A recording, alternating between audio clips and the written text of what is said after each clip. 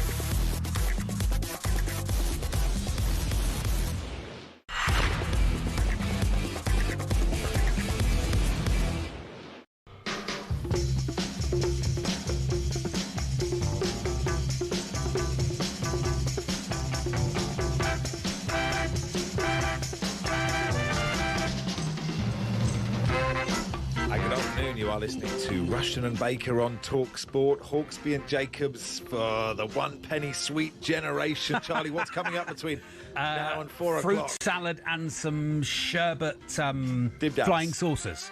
That's what I like. At last, a proper broadcaster joins us. Paul Hawksby will give us his reaction to the sacking of Thomas Frank, closely followed by former Spurs defender Ramon Vega. All your Spurs is covered. Yeah, we're doing a lot of Spurs today, guys. Also today, we think we found a useful way of talking about the bloke who won't get his hair cut after Manchester United's draw with West Ham last night. And Duncan Goodhew joins us. Yes, to talk about Swimathon. If you speak to someone with a lot of hair, the law says you then have to talk to Duncan Goodhew. That is it. Of course. We'll do more Spurs and then some more Spurs and learn about a giant pub quiz at the same time.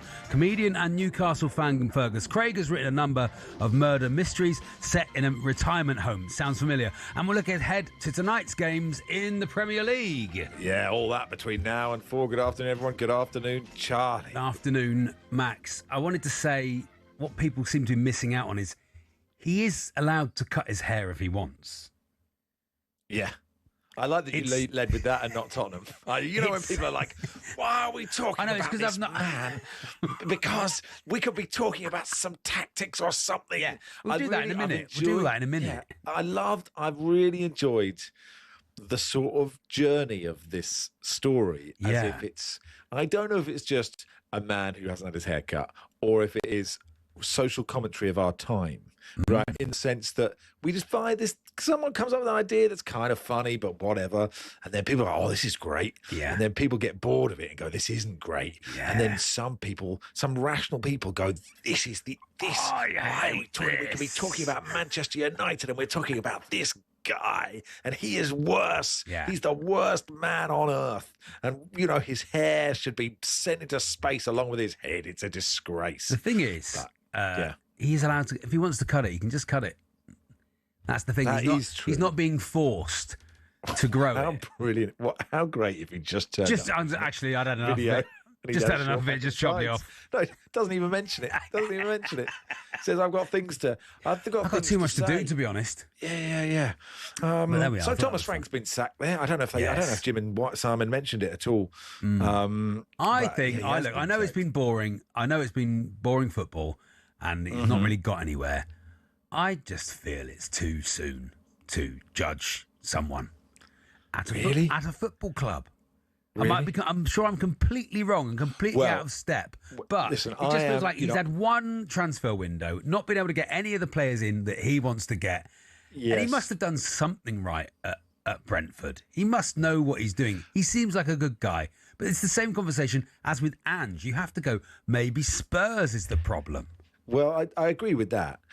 I think it is now the difference between this season and last season is the bottom three was so far away that it didn't really matter. Mm-hmm. Once you're not going to make it into the Champions League or into Europe via the league, it doesn't really matter. He's got his team in Europe. It's fine. They can do something else when the season ends. Tottenham are really in danger of getting relegated. And I think, and even if I'm saying that with my Spurs hat on, I don't really believe it. And that's one of the problems. You just think, well, they'll be fine. Too big to go down, yeah. But actually, there is a real danger. There is a clear and present danger of relegation. And the thing is, Charlie, I don't think Spurs will be very good in the Championship. No, I don't think they're a bounce-back team. I agree with you. I don't think they're one of these Spursy. They're not beating Rotherham away. They're not beating them. I mean, Rotherham, I don't think Rotherham are in the Championship. They might go up. They're a yo-yo club, aren't they? They do. Yeah, you're right. But no, I think they'd have a terrible time there. And I think somebody said none of their players have got relegation clauses. So they have all these players going, well, I'm not going to get paid. No one wants us because we're not that good. And now we're hemorrhaging money. And still, the cheese board is £1 million and your craft ale costs 12 quid. And now you're going to watch the Championship. So you're sad about it. Relegation clause is Santa's very depressing brother. He's so miserable. It is nominative determinism, isn't it? If you do call your child relegation, they're not going to get. The night before relegation clause turns up, you have to leave out a pucker pie on the side. But it's great news for Big Sam, isn't it? Great news for Big Sam. Who does the rest of the presents. It's interesting, Danny Murphy saying, because we had Harry Redknapp on a while back, didn't we? And we said, would you do... I think it was when West Ham were garbage. We said, would you want West Ham or Spurs? Are you holding out for Spurs?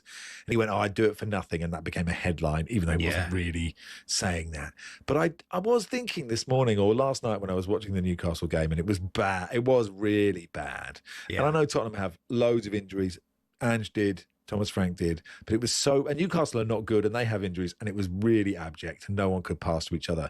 And I was thinking 12 days until the Arsenal game, Tottenham have a better chance of winning this game with Harry Redknapp in charge. Yeah. And I love Harry Redknapp, but he's not a young man. Well, Martin O'Neill seems to have opened up that door for a lot of managers, people who've that safe pair of hands, have that nous, have that Premier League nous, have that arm round the shoulder capability. I can't imagine Harry would be out on the training ground doing putting the cones out. I don't know if that's what he used to do anyway. He could do it from Cheltenham. He would do it from Cheltenham anyway, and it would still be better. It's amazing. Matt Law in the Telegraph has done some digging about it. And so many people are tweeting out this bit, is that one source said that Thomas Frank was constantly going to the players about Arsenal after the game at the Emirates. As they scored that hat-trick on Arsenal, brilliant. And they quickly got sick of it. Before and after the game at the Emirates, he was telling them how good Arsenal were, and the feeling amongst some was very much, just shut up about Arsenal. Yeah, sure, yeah. Which is a bit precious of the players because Arsenal are quite good, but I do like the idea of him going, oh, not again. They're all sitting at lunch going, Pap Sarr is there with Yves Basuma and Mickey van der Ven, and he's he's going on about Arsenal again in the meeting. We are Stop Spurs. talking about them. Spurs.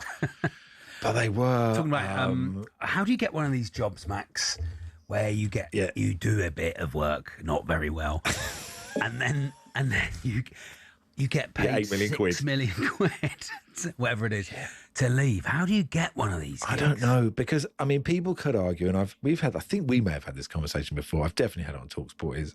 I've been at talkSPORT now for it may even be 14 years. I don't know, quite a long time.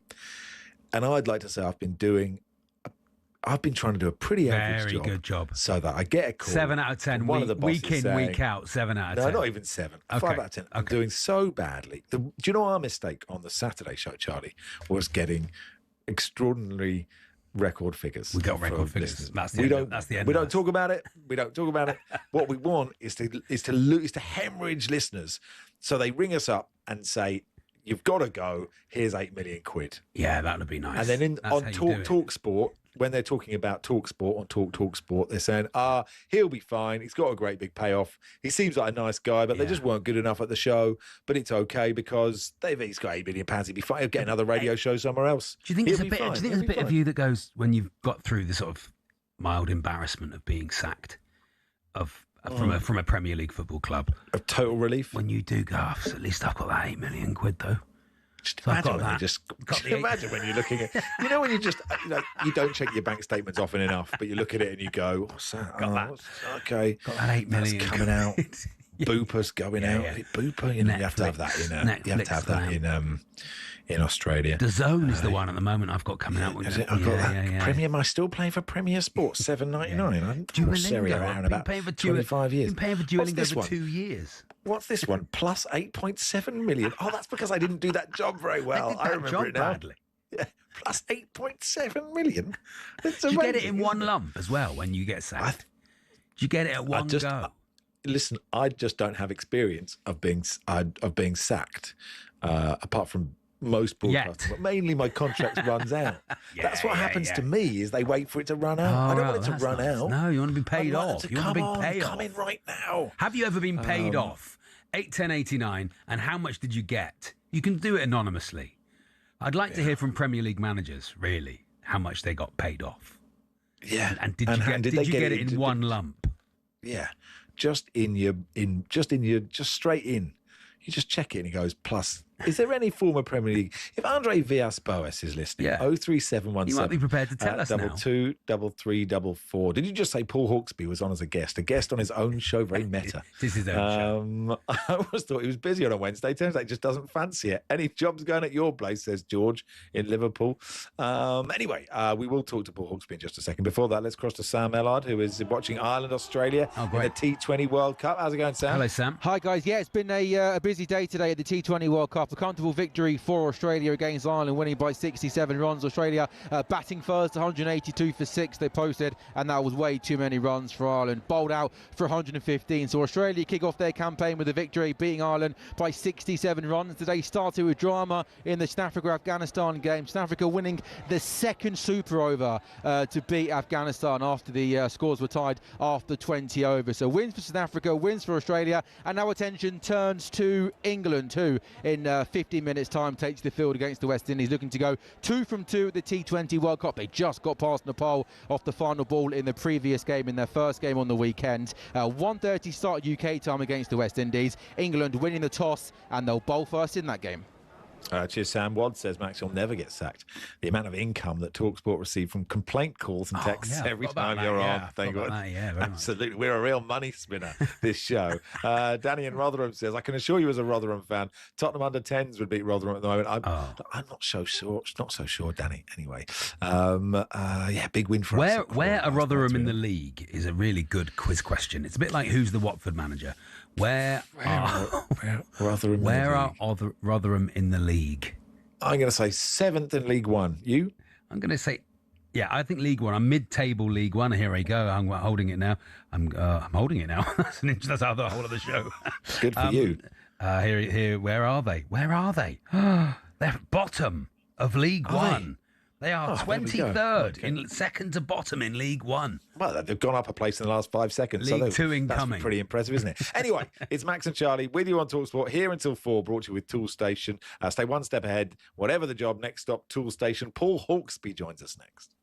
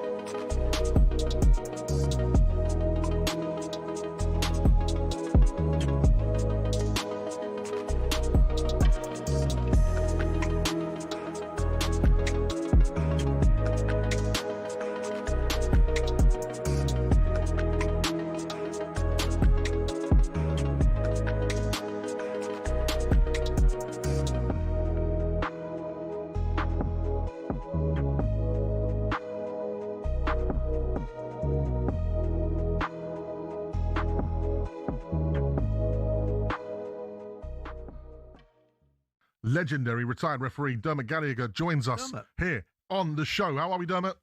Hi, Majestic. Hi, Al. Hi, Dermot. Listen, let's just get your thoughts off that straight off the bat. We don't want to ask you no questions. You're the ref. Tell us what you saw. I have to say, I get what Alan says, and I think lots and lots of people will say, give the goal. It keeps 11 against 11. It keeps everybody happy. But when you look at it, there's no doubt whatsoever Szoboszlai is fouled. And by Haaland fouling him, he will argue that stopped him clearing the ball off the line.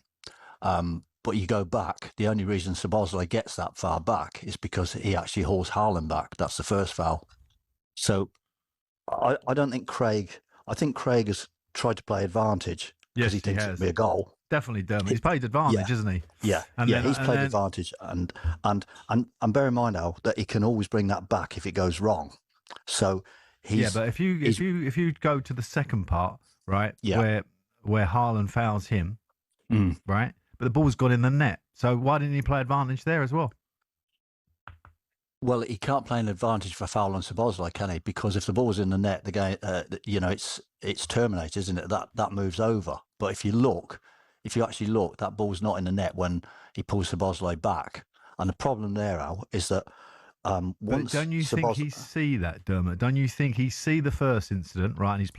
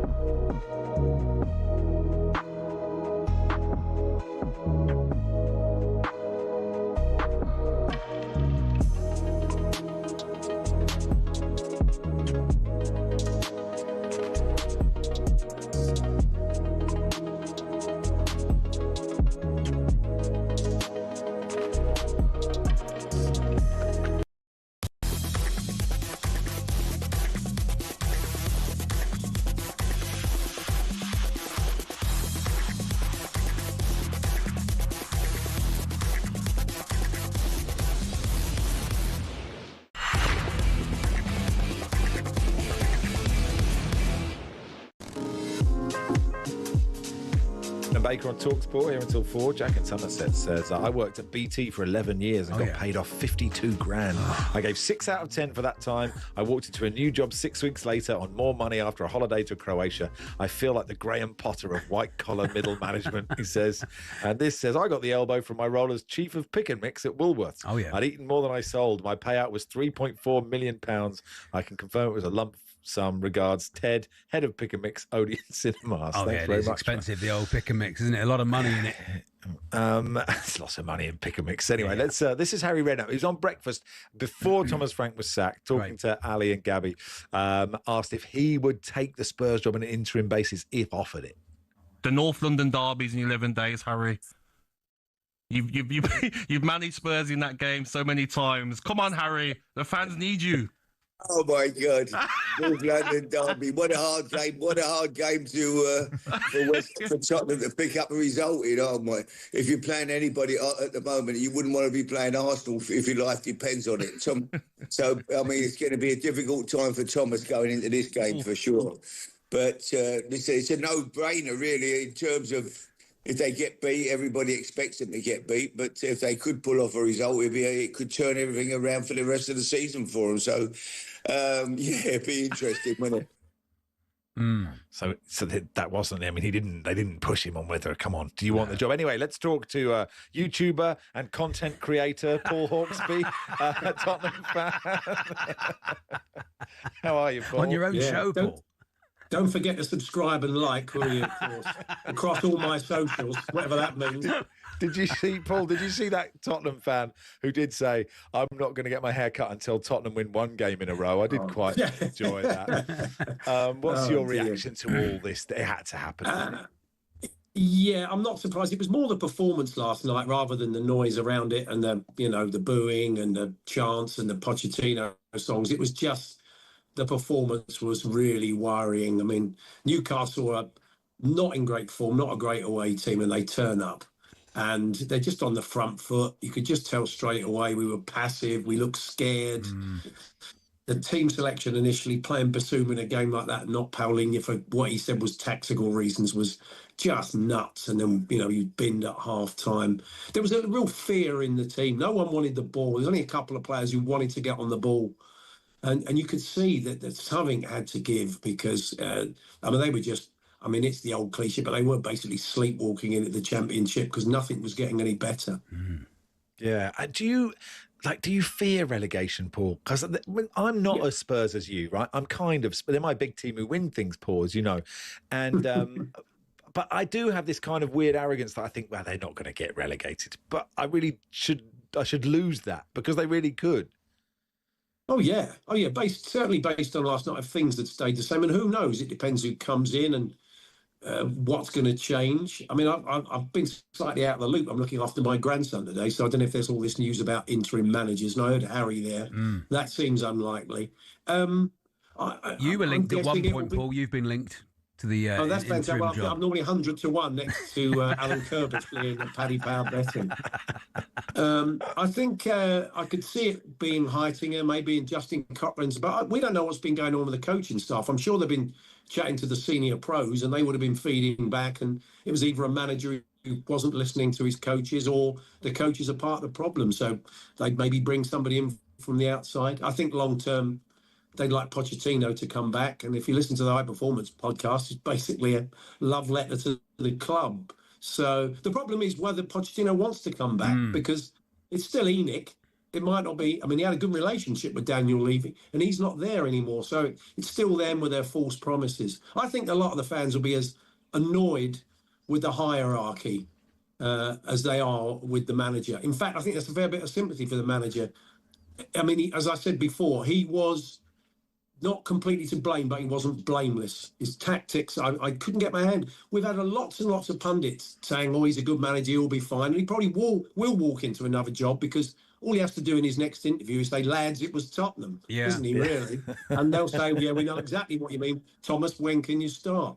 But, I'd like all those pundits who have been sympathising with him to look at a Thomas Frank game for Spurs and tell me what his approach was, what his tactics were, what his thinking was when they went into a game. What was the Thomas Frank way of Tottenham playing? And I think they'd be stumped because none of us knew. Most of it was just reactive to whoever they were playing, and that was whether it was Burnley or Arsenal. Yeah, it was so strange. I just think he came in and he'd had that comfort blanket, that brilliant structure at Brentford, which meant the whole thing was just a well-oiled machine. And he comes into this basket case of a club with the bloke who's been there for 20-odd years running it going as soon as he gets there. A new hierarchy.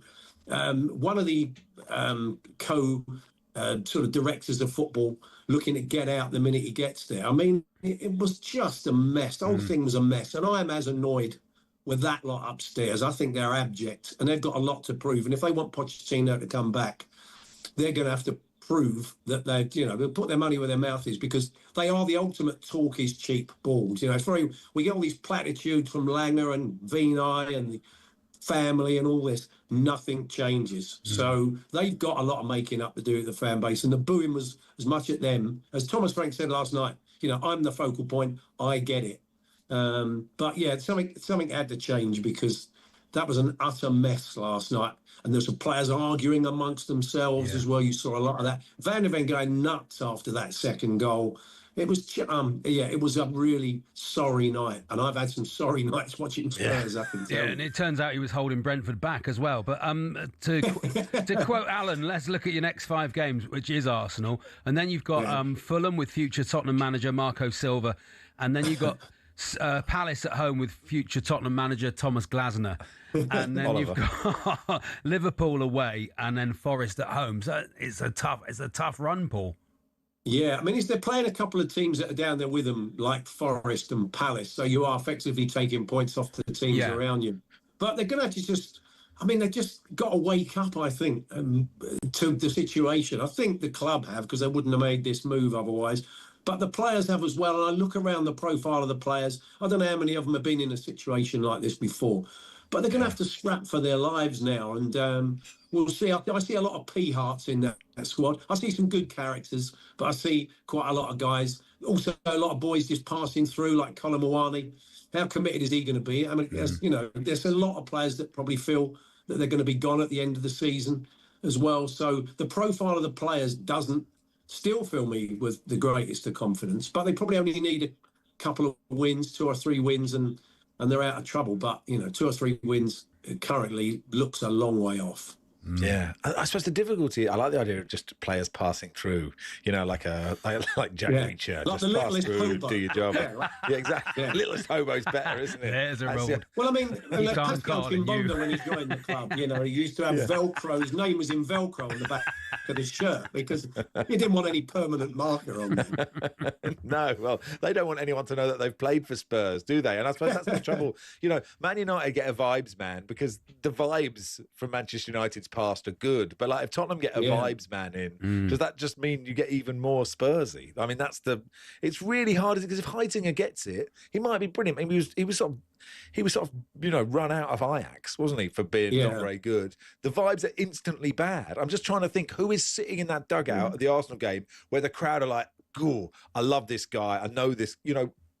Who is that person? It seems really hard, doesn't it? There doesn't seem to be anybody currently involved in the club that could just sort of step in there.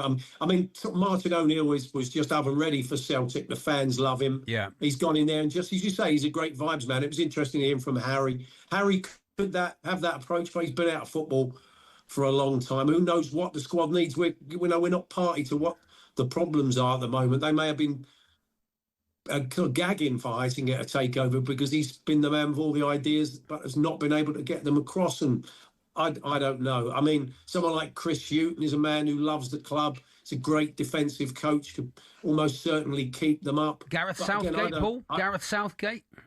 I don't think Gareth Southgate's going to take a sort of 4-month interim job, really. I mean, permanently. You think it'll be an interim, though? No, I don't. I think Maurizio Pochettino will be back next season if he gets the assurances from this board, and if this board are serious about the fact that they want to change the setup and they want to change the wage structure and they want to buy better players.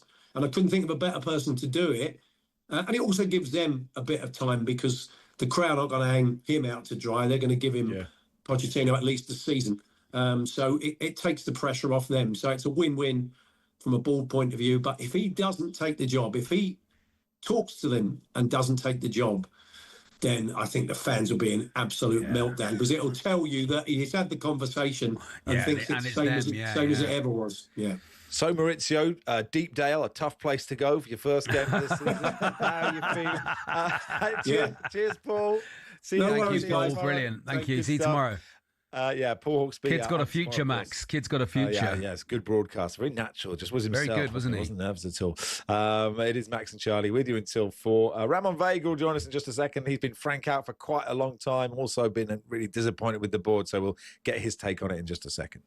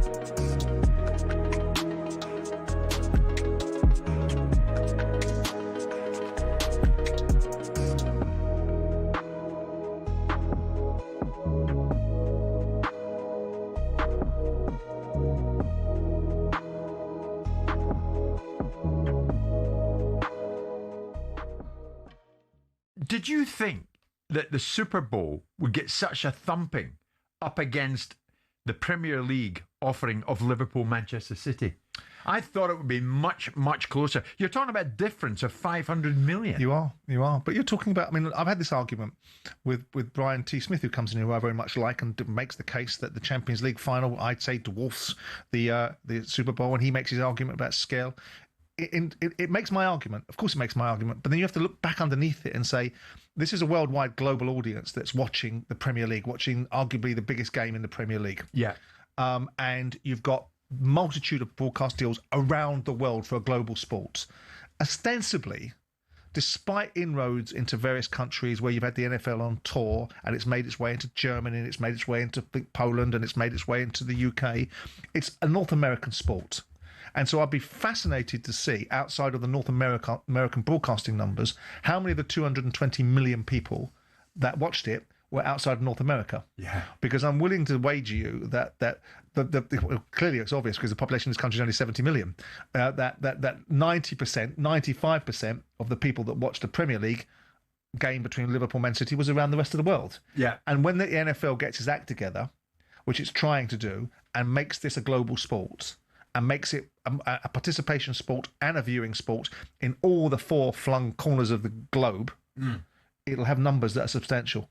And 220 million people watching it, if I'm right in my thinking, 90% of that will be in North America. That's 50% of the population of America, North America, watching a sports contest.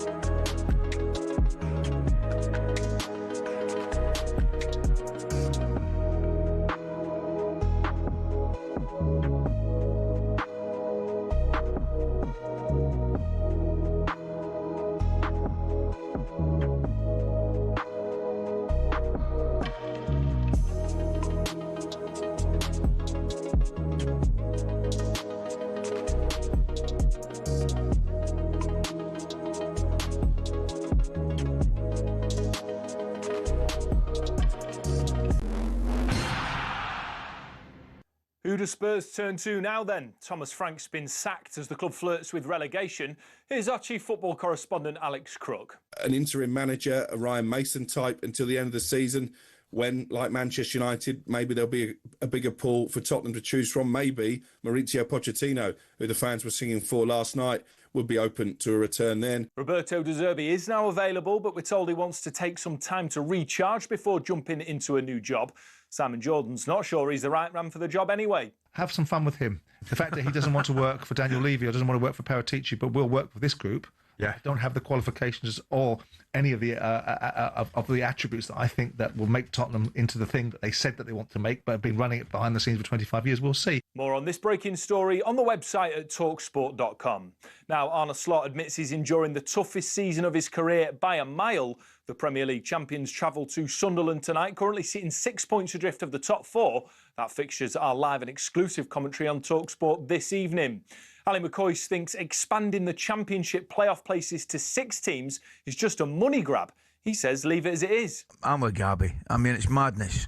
You can make an argument a team can finish third on 70 points and the team at 6 on 50 goes up and things like that. So Imagine the team in 8th. Exactly. The EFL clubs are expected to vote in favour and it would come into action next season.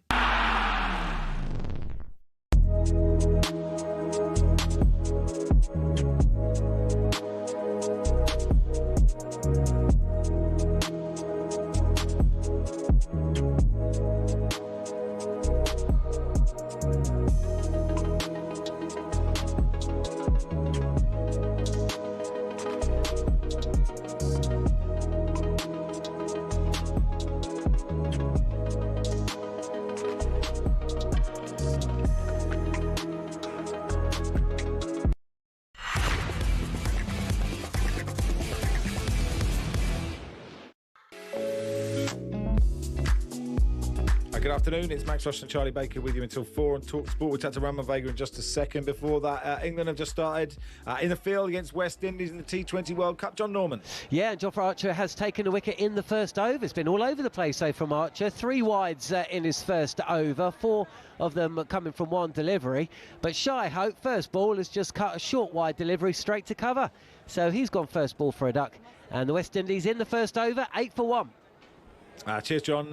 Let's talk to the former Spurs defender, Ramon Vega. Hey, Ramon. Hello, Ramon. Hello, good afternoon. How are you guys? Very good, thank you. Yeah, Ramon. really good. Always nice to chat. Look, you've been calling for this for a long time for Thomas Frank to get the boot. What's your reaction now it's happened? Max, you just remind me, of course, for a long time. In August already, my wife, who works with me, of course, in the football more than 30 years, already said, what is this guy doing at Spurs? That was her first comment, you know. So, first of all, I didn't want to disrespect him laughing about that, but she was very, very right already then. We called it already at that time. He's not the type of manager Spurs needed at that time, without a doubt. So, and it's actually been proven now, without a doubt. Whatever excuse with the injuries, etc. We are talking Tottenham Hotspurs. We are talking a mismanagement behind within the board as well, within the recruitment side point of view. Listen, Max, we've been more than 30 years in the industry. I actually advising quite a lot of football clubs around the globe, in Europe, etc., within the structure, with the governing body side point of view. I tell you, I see the bad ones and the worst ones. I'm telling you now, for a Premier League club who has a revenue stream more than 400 or 500 million pounds a year, it's a shamble. Actually, not even a bottom league club actually manages as bad as that. In terms of the football side, we have to emphasize very well the football side is a catastrophic. This actually completely not ignored. Then Frank now, frankly saying, I think he knew why he got into it. His bank account is fuller now. He has a nice, lovely pension fund. Whatever he has, you know, he knew he's going to. He's happy. The club is happy as well because they only want the money as well point of view. They didn't see the football side point of view. The only one is paying now at the moment, Max, are the Spurs supporters. They're paying a hell of a lot of money to go to that brand new stadium where it looks a misery, an absolute toxic place for players, for supporters, for the staff to go into it. I never have experienced something like that. Not even my time. At that time, we had also a very bad time there. That's the worst ever. Interesting. So it doesn't sound highly promising, does it, Ramon? So my question is, you hear fans say we need a complete clear out, right? You know this. You've worked as a player, but you've worked in the business side of football as well. You can't just have a clear out, right? You can't just do that. Listen, so what do Tottenham need to do now? Well, a clear out, of course, it's a very radical way of doing it. Sometimes the radical side might help as well in the same time. But, football club is still emotions behind, in this place. I think the clear out should have been done a long time point of view. Now, the problem, the amount of issues I have so much piled up that pretty much now they're really facing an enormous crisis point of view. And this is what we actually advising, by the way, Max, by the way. We are advising clubs where really they don't know where to go. They're hitting the ball point of view. They need to have a clear out point of view. They need to have a quality management. They need to know the proper recruitment side point of view. From my point of view now, what they have to do, they really have to look into the mirror. The owners have to look into their mirror point of view. What have they done the last 25 years? First of all, the first question that should arise point of view, do they want to sell? In my point of view, at this point of view, they should sell it straight away or look at it into a point of view. From the management point of view, the ones chosen Frank and very much supported him from the beginning. We are talking now, this new CEO is coming into it. He was strongly kind of saying this is the main man for our new rebuild, we call it. They had about, God knows how many managers within the list. I don't know what the clarification, what the identification, how to do the due diligence behind that. Because I tell you now, it was a catastrophic. My wife, who knows extremely well from our football, in August already mentioned this guy is not suitable for Spurs. I don't know how they actually qualified Frank for that job. And that's already the start of the mistake of the whole club. The football side has been ignored. It's to be not been validated at all by any professional. They need professional as soon as possible. If we can help, I can help. I'm happy to do it because obviously I love the club. I play for the club. I want something for them. And that's something, from my point of view, My wife and myself, we do it. We see it in other clubs, but this club really now is in an intensive care, we call it now, to be honest with you. They really need some major help. There's a lot of talk about an interim manager and it being someone who's very Spurs or a Spurs legend, or like what has happened at Celtic or Michael Carrick at Manchester United. Any of your former teammates, Ramon, that you think could step into that position? Listen, in this position at the moment, what I will advise, first of all, I think he needs stability immediately, because now it's a chaotic kind of scenario. Spurs are, of course, very upset. They knew what's coming into it in a way, the way it was going, etc. We need some stability, some mature manager coming in place, gives the house some certainty. That is important. That means we need an elderly person with some experience, but also, by side for him, have a younger, up and coming, very willing, very passionate. Of course, if he's related to Spurs, the DNA point of view makes it even more, let's call it, admirable point of view from the club's point of view. I think the identity of this club has to be kind of really be put in a focus, you know. As you mentioned, Celtic, Martin O'Neill, my ex-manager, we won the treble, fantastic manager. He came in twice, by the way. First of all, he came in immediately, the same scenario. Celtic was in a mess. He brings some stability. He knows the club, how it works. Immediate success. The fans obviously supported him, etc. But doesn't mean he's the long-term vision. So something in a similar way that gives that club immediate tranquility, because we are now talking relegation battle. This is serious now. This is a lot of money potentially at stake at the end of the season. And I think the board and the owners, that's what pretty much start to think about it. Oh, if the pocket's holding, they had the good right now for 25 years, they're going to look into that now. And they have to act very quickly.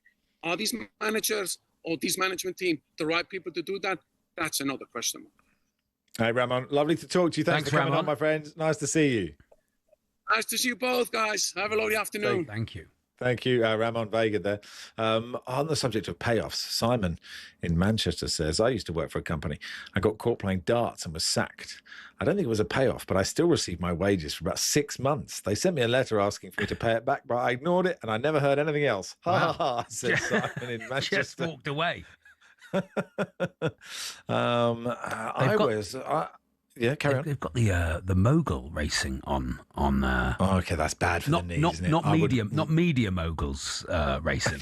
Although, I may watch that. Media mega. It's Rupert Murdoch versus Kerry Packer for the gold. Women's moguls looks like it's the bumpy one on the snow with your knees up and down, and then for seemingly no reason a backflip on the end, but. It looks like it's bad for your knees. Doesn't look good for you, is all I'm saying. Did you see the guy going uphill? He did a 6-minute mile skiing uphill yesterday. Yeah, have you seen it? That's too much. I've not seen that. It is absolutely insane. These people are mad. Like, what an odd thing to learn you're good at and go, I'm going to do this. I know what I'm good at. I'm going to train for this. Yeah, skiing uphill, and it's faster than you could run. He's skiing uphill and he's going faster than you could run downhill in a mile. Well, hi lads, just checking if we've had Simon and Luton says, just checking if we've had the National League South review yet, especially the Torquay results. Okay, Simon, thanks for that. Wham yesterday. It's top v bottom.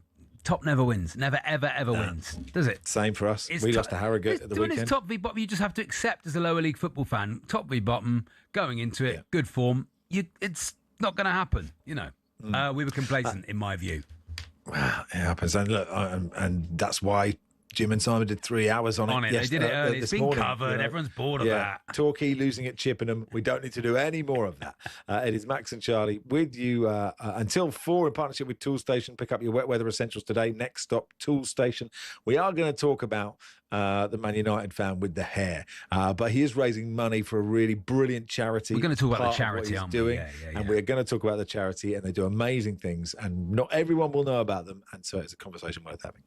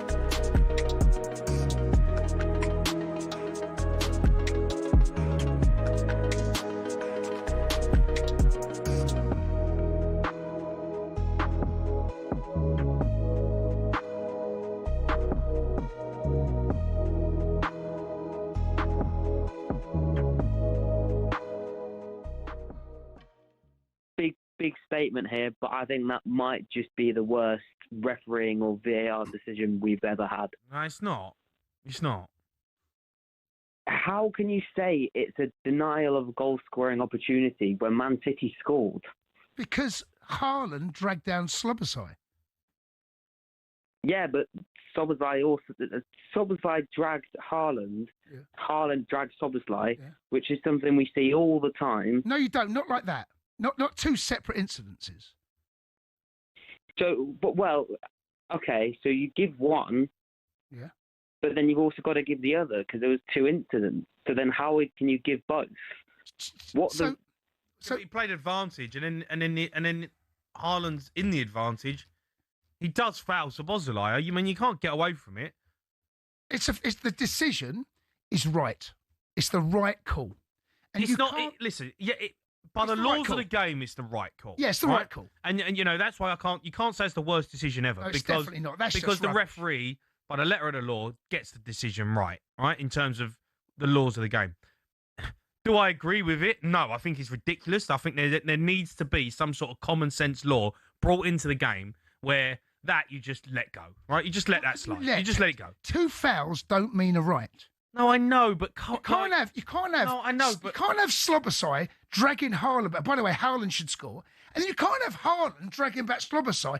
Yeah. If you remember, right, if you look back at it, Slobosai's looking for the free kick. He's gone to the referee on his knees like that. Yeah. He's say, "Where's the free kick?"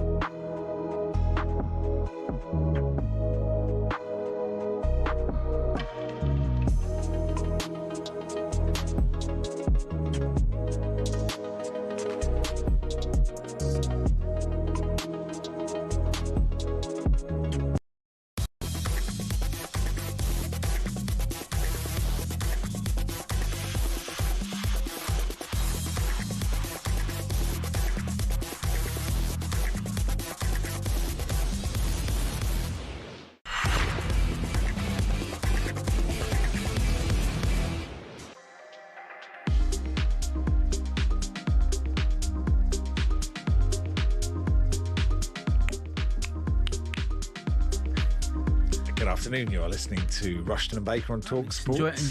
Enjoying the vibes with them, Max. Yeah, just sort of. Well, you need a vibes man. When the show is a bit like Tottenham, when the show's in the gutter like this, what you need is someone who understands. That's why we got Paul on earlier. Oh yeah, he understands the DNA of the show. He gets it. And so we had to get him on. I'm trying to think. What if you had Harry Redknapp, Glenn Hoddle, Robbie Keane, Ledley King? Yeah, that's good, isn't it? Ledley King. Yeah, well, he's sort of there in an ambassadorial role. I think, just that's what you just need to look at the dugout and go, that guy, that's Spurs. That's Spurs. That is Spurs. Yeah, exactly. I think it's a That's really good exactly idea. what it is. Anyway, look, we are going to talk about the guy with the hair, and people get very upset if you talk about the guy who's got loads. He's got so much hair, hasn't he? They get cross about it. Looks quite funny. He's got absolutely buckets of hair, and obviously, if you're not across this story. He's a guy called Frank Eilert. He said he wasn't going to get his hair cut until Man United won 5 games in a row. It's quite difficult to win 5 in a row. They almost did it, and then they drew with West Ham. I thought he chose a high number. Did you, Max? I thought he chose quite a high number. 5 in a row is maybe tough. But it's quite funny. And then seeing the meltdown from actual people going, it's not really connected to the football club. Anyway, he is donating the hair to a charity called the Little Princess Trust. And Phil Brace is their chief executive. And he joins us now. Hi, Phil. How Hello, are you? Phil. Max, Charlie, hi. Nice to see you. Nice to see you too. Yeah, Thanks really for joining nice us. to see you. Now, I think some listeners who don't know about this charity will be like, what's he doing donating his hair? That can't be worth a whole lot. Can you tell us about your charity, please? Yeah, I certainly can. Yes, Frank's donating his hair. As a charity, we take hair donations of a certain length and a certain criteria. With those hair donations, we turn them into the most amazing wigs. We provide our wigs to children and young people who've lost their hair due to cancer treatment and other conditions. As a charity, we also fund childhood cancer research. So that's what we do. And yeah, we're very aware of Frank and really delighted to be on the show. Yeah, and you've spoken to him, haven't you? I have spoken to him. Yeah, we've had a bit of communication, and we did a little bit of an interview as well, just trying to shed a bit of light on the work that Frank was doing for the Little Princess Trust and all the good that has come out of this for us. So yeah, I did meet him. He's a good character. I've a couple of the kids at both my children's schools have helped out your charity, and I think it's this sort of work that it makes you go, oh yeah, of course that's needed, and until you're in that position of that being required, which is a desperately sad position, and sometimes a position where people won't know who to turn to or who to lean on, you're providing something that really offers comfort. Yeah, that's a good shout. You know, children, young people, families, they have no idea they're going to walk this cancer journey. And when they suddenly get given this news, you know, they have no idea what an oncologist means. You know, the terminology, the place they're in is so foreign to them. And so often we hear from the youngsters especially that the loss of one's hair has a massive impact on their identity, their confidence. And, you know, children go through treatments. They still have to lead their best lives through their treatment. They want to go to school, they want to get engaged, they want to get involved. And to have to go back into those environments without hair, you know, is a significant challenge. And we truly understand that. So, yeah, the provision of a wig is more than anybody can ever imagine unless you've been in that position. So our service is provided free of charge. These wigs would easily cost £2,500, £3,000 each. We have a wonderful network of salons all across the UK that are helping us provide this service. And last year alone, we helped just short of 2,200 children and young people. So yeah, it's significant and it means a lot. And it's interesting you say about your children and schools. You know, we do a lot of school assemblies. We do a lot of work in the education sector. We get such a following from the playgrounds up and down the country. And, you know, we're just forever grateful of the support we get, because without support, we could do nothing. Yeah, fantastic. And you mentioned at the top there, it's got to be a sort of certain amount of hair. I was sort of looking and I'm not sure you can help, Max. I'm not being rude, Max. Well, it's still got some hair, but like there's not enough there. So who can donate and how? Yeah. Well, look, I mean, all the criteria is on the website. So just, you know, Google search Little Princess Trust and it's all there. But effectively, this is very much about length and condition. So we have a wig for everybody. So on that basis, we need all sorts of different hair types. The key criteria for us is the minimum hair length donation is 10 inches. But the hair needs to be in good condition. So that sounds a little bit subjective, doesn't it? What does good condition mean? But, you know, it needs to be a natural colour. We don't want blue hair and pink hair. We need natural colours to make our wigs. And the condition of the hair is just, you know, what we generally believe to be good condition. And then you can use that hair. We need 12 to 14 hair donations to make a single wig, because of course hair comes to us and it's layered. So we need a lot of donations to make these great wigs. So we're always encouraging hair donations. And yeah, people can associate that to fundraising by putting a Just Giving site alongside it, making a sponsored event, having a bit of fun. And you know, we're grateful for so many people that do support us with hair donations. So do you need Manchester United to not win 5 games for this hair to get so long? that it becomes like the greatest donation you've ever had, or would you quite too much? Would have been quite useful Shut the charity down. Yeah. Yes, too much to win yesterday. This, so I mean, I love football. You know, I'm a big football fan. I can see what Frank's done here. A bit of fun, and goodness me, this has just gone crazy, isn't it? I love football. My team is Man United. Right. Okay. I'm sad about that because I can sense a West Country accent in there. Phil, where are you from originally? Well, I'm from Hereford, which is right on the Welsh borders. But I'm a sport fan. I love sport. But you're allowed to support Man United. Don't worry, it's fine. But I'm allowed to support Man United. Yeah. So, I mean, you want to win for that anyway, but look, it's been a decent run out of character. Look, thank you, Phil. I really appreciate you coming on because I think a lot of people, as Charlie said, you sort of go, oh, yeah, a lot of people going, actually, that is something that people need and wouldn't have a clue about it. Ben just says, my sister-in-law's been growing hair for over 3 years to donate it to the Princess Trust. So that's good. So I guess you have regular donations from people, which is crucial for you, isn't it? It absolutely is, yeah, and we couldn't be more thankful. I promise, people will come on and they'll say thank you. Our posture here is continually gratuitous, but equally amazed at the support we get. I mean, and people are just so committed, and it's such a personal thing to give one's hair and donate one's hair. So yeah, we're very, very grateful. And I have to say, Frank, he aligned with us, very much in the early days of doing this, not really knowing where it was going to end up. He's donated now just in the region of, it's just gone over £7,000. It jumped by £1,000 yesterday. So he's raised an awful lot of money, but, he's got a following now, 1.2 million. I know football can be divisive. I know we're all very passionate about it. And but what he's done raising profile for us, we have hair donations from all over the world, and I've no doubt some of those donations have come of late because of what Frank's been doing. Excellent. So he's done a lot of good for our charity, and we're very, very grateful. And I hope people can still take this in the spirit that it's meant. I appreciate Carrick's been interviewed, and Fernando, Bruno's been interviewed as well, and they've all got something to say. But it was just a bit of fun. Yeah, of course. Yeah, I think so. Thank you, Phil. Thanks for your time. Phil. Appreciate it. Great to see you. Thanks, guys. Phil Brace there, Chief Executive of the Little Princess Trust. If you just Google that to find out more about it, it is Max and Charlie here till 4. 2-word phone-in coming out after 2. You wouldn't expect this, Charlie, but actually Tottenham Hotspur have come to us to ask to put a shortlist together for the next Tottenham manager. Okay. So we're going to do a 2-word phone-in. Who would you like to be on the shortlist for the Tottenham job? This isn't just for Tottenham fans, but be sensible. Well, no, you can do what you like. 03717 03717 We want a name from you. Yeah. We need anyone you want to put on the shortlist. We'll send it to the Tottenham board. This is the way they want to do the shortlist. It seems surprising to us, but it's the news that we've just been given. 03717 223344.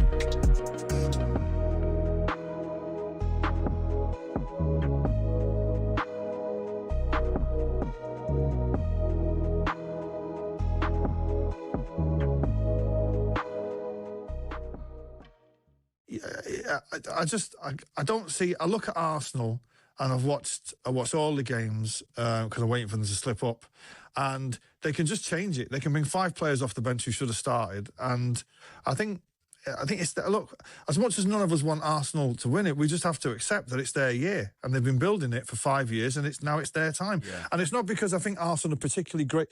This Arsenal side won't go down as a great Premier League team. They won't even be in the top 10. Right? It's because the chasing pack are not good enough. Chelsea are not ready. Liverpool, and what's happened to them? City, I'm amazed we're second, if I'm being honest.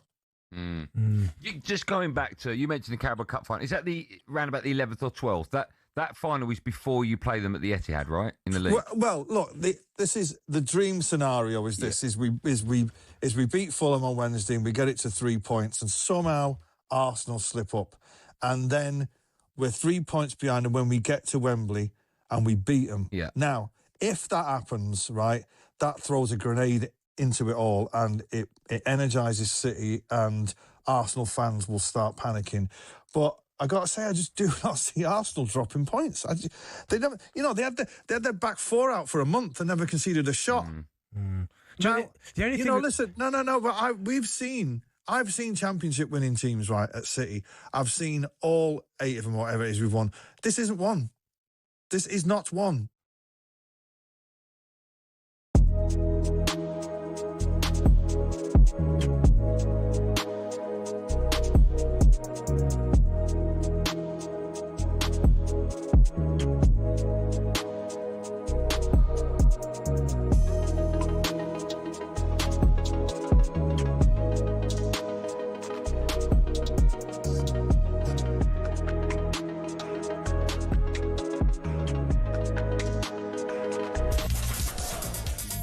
That's a 2-word phone in 03717 223344. Tottenham Hotspur have approached me and Charlie to draw up the shortlist for the next Tottenham manager, and we're asking you who should be on it. It is official. 03717 223344. You can name anyone and they will go on the shortlist. 2 words only, 3 words, never call again. We'll do that after the sports headlines with Ben Fletcher. talkSPORT Sports Update, powered by the Nissan Van range. Commercial vehicles that go the distance for your business. Search Nissan Vans or head to your local Nissan Van centre. Good afternoon. First, Postecoglou was shown the door. Now Frank is finished. Who will become Tottenham's 3rd manager this season? Defeat to Newcastle was the final straw, leaving Spurs just 5 clear of danger, 16th in the table. So what now? Here's our chief football correspondent, Alex Crook. An interim manager, a Ryan Mason type, until the end of the season, when, like Manchester United, maybe there'll be a bigger pool for Tottenham to choose from. Maybe Mauricio Pochettino, who the fans were singing for last night, would be open to a return then. We're told the newly available Roberto De Zerbi would be interested, but not till the summer. Simon Jordan's not convinced. Have some fun with him. The fact that he doesn't want to work for Daniel Levy or doesn't want to work for Paratici, but will work for this group, don't have the qualifications or any of the attributes that I think that will make Tottenham into the thing that they said that they want to make, but have been running it behind the scenes for 25 years. We'll see. There's more on this story at talksport.com. Next, Ali McCoist isn't a fan of expanding the Championship playoff places to 6 teams. The former Sunderland striker sees a big fat money grab and wants the EFL to leave things as they are. I'm with Gabby. I mean, it's madness. You can make an argument a team can finish 3rd on 70 points and the team at 6 on 50 goes up and things like that. So that's the team in 8th. Exactly. EFL clubs are expected to vote in favour. It could come in next season. Tonight's Scottish Premiership fixture between Dundee and Aberdeen is off. The pitch at Tannadice is waterlogged. And at the T20 World Cup, England's bowlers have struck early against the West Indies. talkSPORT's cricket editor John Norman is watching. Yeah, fantastic start to this match. It's been a terrific T20 World Cup so far, and so it continues. 55-3 West Indies. England choosing to bowl first, taking 2 wickets in the first 2 overs before Shimron Hetmeyer smashed 19 from a Will Jacks over. Jamie Overton, though, back in the side for Luke Wood, has just struck. Hetmeyer caught for 23. West Indies 6 overs in, 55-3. Earlier, a 67-run defeat for Ireland against the Aussies. There's more at talksport.com. talkSPORT News. More heat for the Prime Minister as he faces questions over the appointment of his former communications chief, and the rain might be clearing up, but a cold spell is on the way. Great. More from the news team at p:30. talkSPORT weather with QuickFit. Rain or shine, our mobile tyre fitting service comes to you, so you can stay on the sofa this winter. Book today at quickfit.com. Conditions apply. Doesn't get much better, I'm afraid. Staying largely cloudy with outbreaks of rain for most of us. In the north, fairly windy and cold. Feeling mild in the south, though.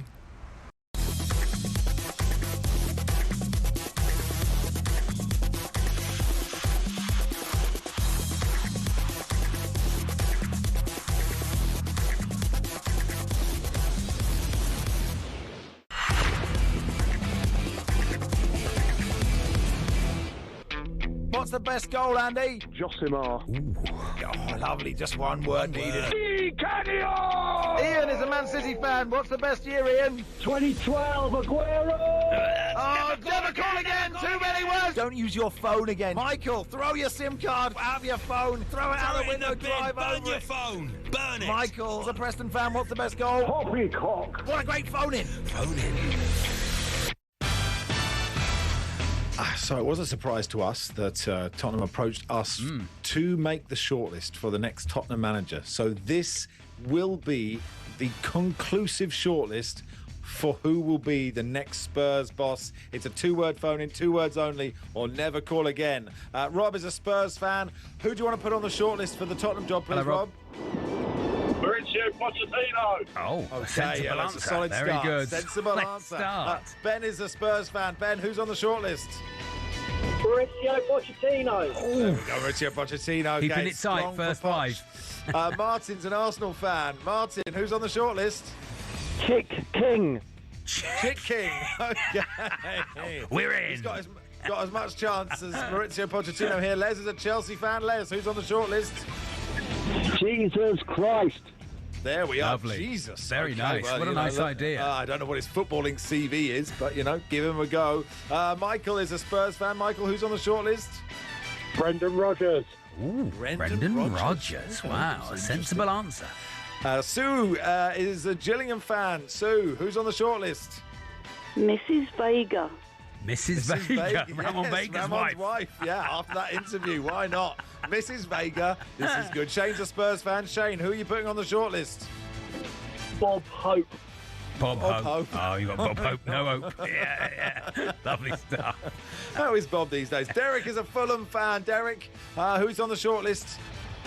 Brendan Rodgers. Oh, Brendan Rodgers, another one. 2-2. Pochettino Fulham and Brendan fan. Rodgers. Wow. Corey's a Newcastle fan. Corey, who's on the shortlist? Patrick Vieira.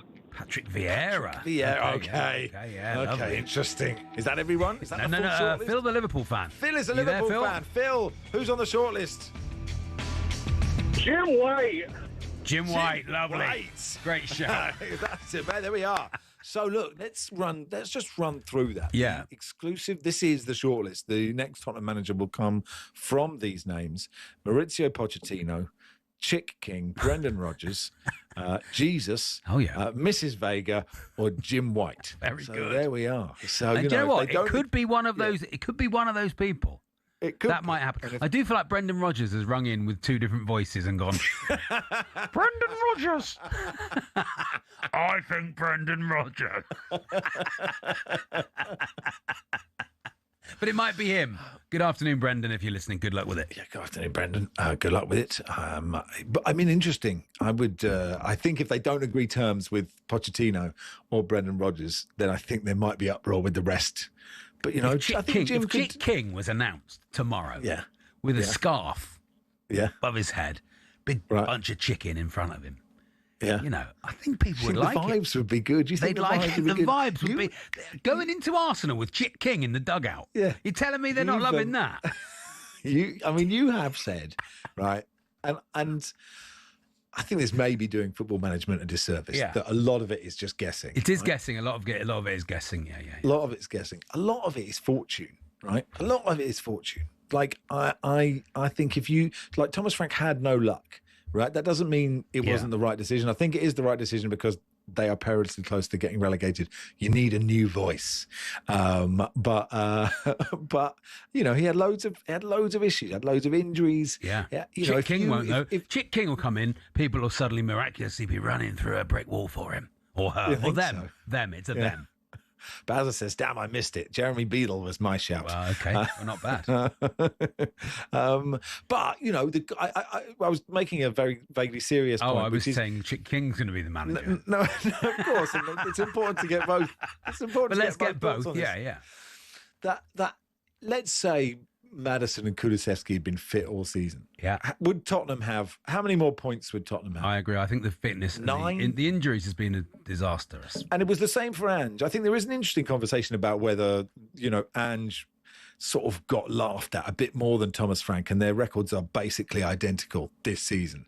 And actually, it was funny. Someone showed this when Tottenham won 8 and drew 2 of the first 10 last season. Yeah. Was it last season or the season before? Probably the season before, wasn't it? And they were 1-0 up against Chelsea in the game that sort of where everything fell apart. Maddison got injured. They had 2 players sent off. But they're 1-0 up, and then they score this goal. It's such beautiful football, and Heung-min Son scores, and he's just offside. And that moment, they'd be 2 up against Chelsea after about 10 minutes or something. And that little turning point, and you sort of think, actually, that football is so different to the absolute turgidness. And whether that Frank and Ange have been treated the same, I don't know. You need luck. And he's had no luck, but it doesn't mean it's the wrong decision. Basically, someone's got to come in and get 3 wins. Yeah. You know, 3 or 4 wins and do okay in the Champions League. And the rest is just getting to the end of the season, isn't it? So Harry Redknapp winning the Champions League. Come on. Harry, just imagine it.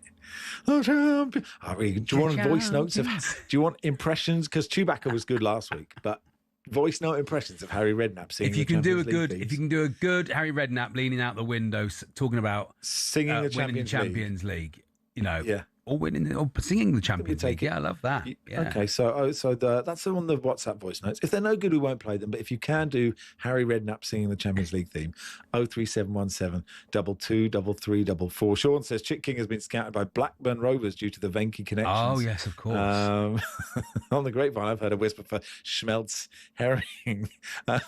Sean says there was a good about the Princess Trust. Apparently, Andy was talking about his ear hair the other day. Oh, right. Oh, yeah, that's nice. Would Andy Jacobs' ear hair qualify for good quality? I wonder how many you need. Trust? Have you, I mean, because we're getting to that age now where hair's coming out of my ears more than it used to, Charlie. Yeah, I get a little bit of hair out of my ears, but I just pluck it, Max, or like I've got a little thing that gets rid of it. You know, you just maintain yourself. No, it doesn't upset me. It doesn't upset me. I'm not like, you know, just I'm not just going to seed. I am maintaining myself. It's just one of those things when you just have those noticed when you reach middle age. There'll be younger listeners going, I'll never have hair. Well, they all shave everything. The younger listeners, they shave the lot. Do they? Yeah, they shave the lot. What they do is they trim it back to make it look longer. That's what I'm told. Just how much I can say at 2:14. I understand where you were going on a Wednesday afternoon. Do they use the skull shaver? I mean, that's no, not that. I mean, they use. I know what you mean. It's called. I know what you're shaver. talking about, Charlie. I know what you're talking about. I don't even want you to manscaping talk any longer. I know it's a thing. Mickey Gray was on. He said once a month he of squats course. in the shower with a big razor his bum, and does he? his buttocks. He does his buttocks. Yeah, he does. Buttocks. Yeah. I don't know if he likes us talking about it still. Mickey Gray's buttocks are like Phil and Grant Mitchell down there. They're just sat really close to each other. And then now and again, one of them go, "Have you got bad breath?" One of them's working on a Ford Sierra.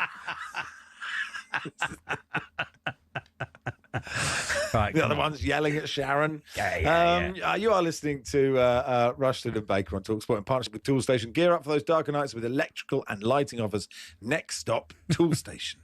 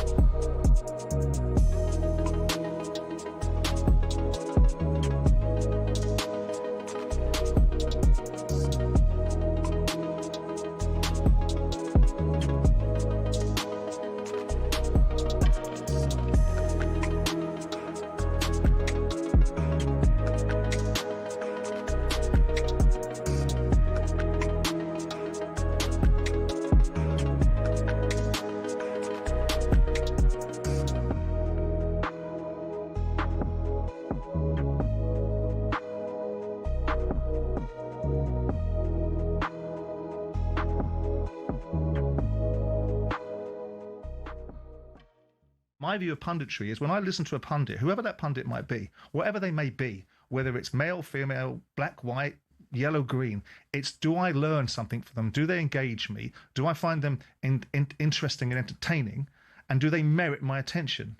And that's my response to the reasons why I was saying the things listen, I said. He's sitting right beside you. Yeah, it's an opinion, isn't it? Which Indeed. we're all entitled to.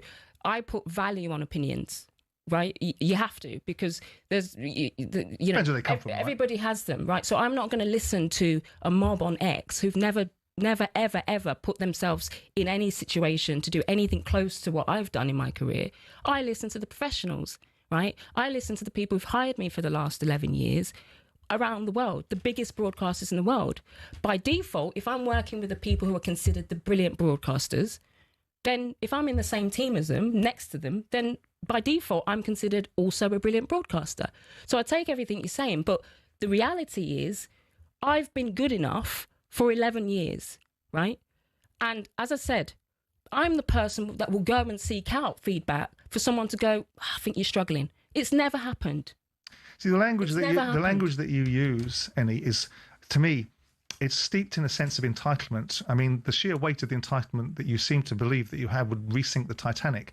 I think you've been quite fortuitous. I think because of initiatives like DEI, they've allowed people to be put into positions in the men's game that I don't think they've merited. And now that sort of seeds an attitude that you become a stalwart in the women's game.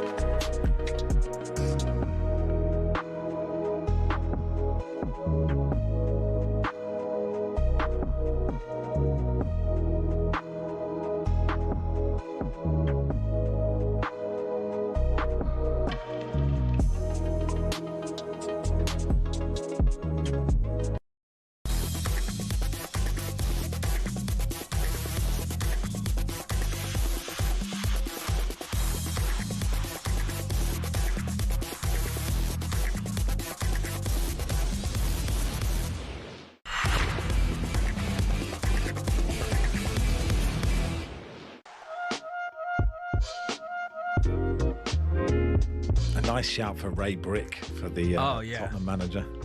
Well, Ray Brick is the answer. It's just if you can get him or not. I can't remember Ray Brick, where that came from.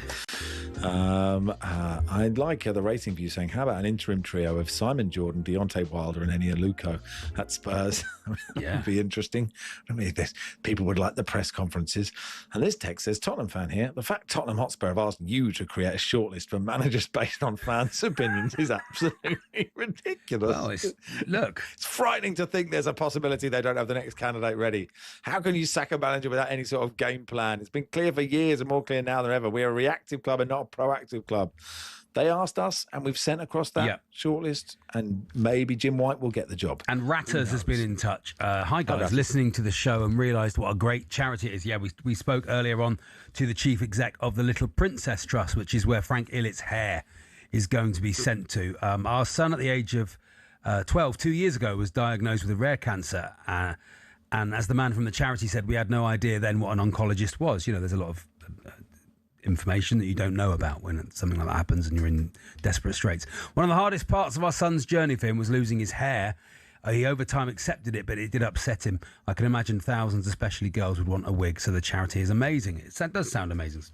Doing some good things. And love to you, of course. Yes, love to you as well. Yeah. Right, let's talk about not another quiz night. It's announced two brand new shows at the Clapham Grand on the 14th of February, the 3rd of April. The host is the comedian Jake Bardwaj, and he joins us now. Hi, Jake. Hello, Jake.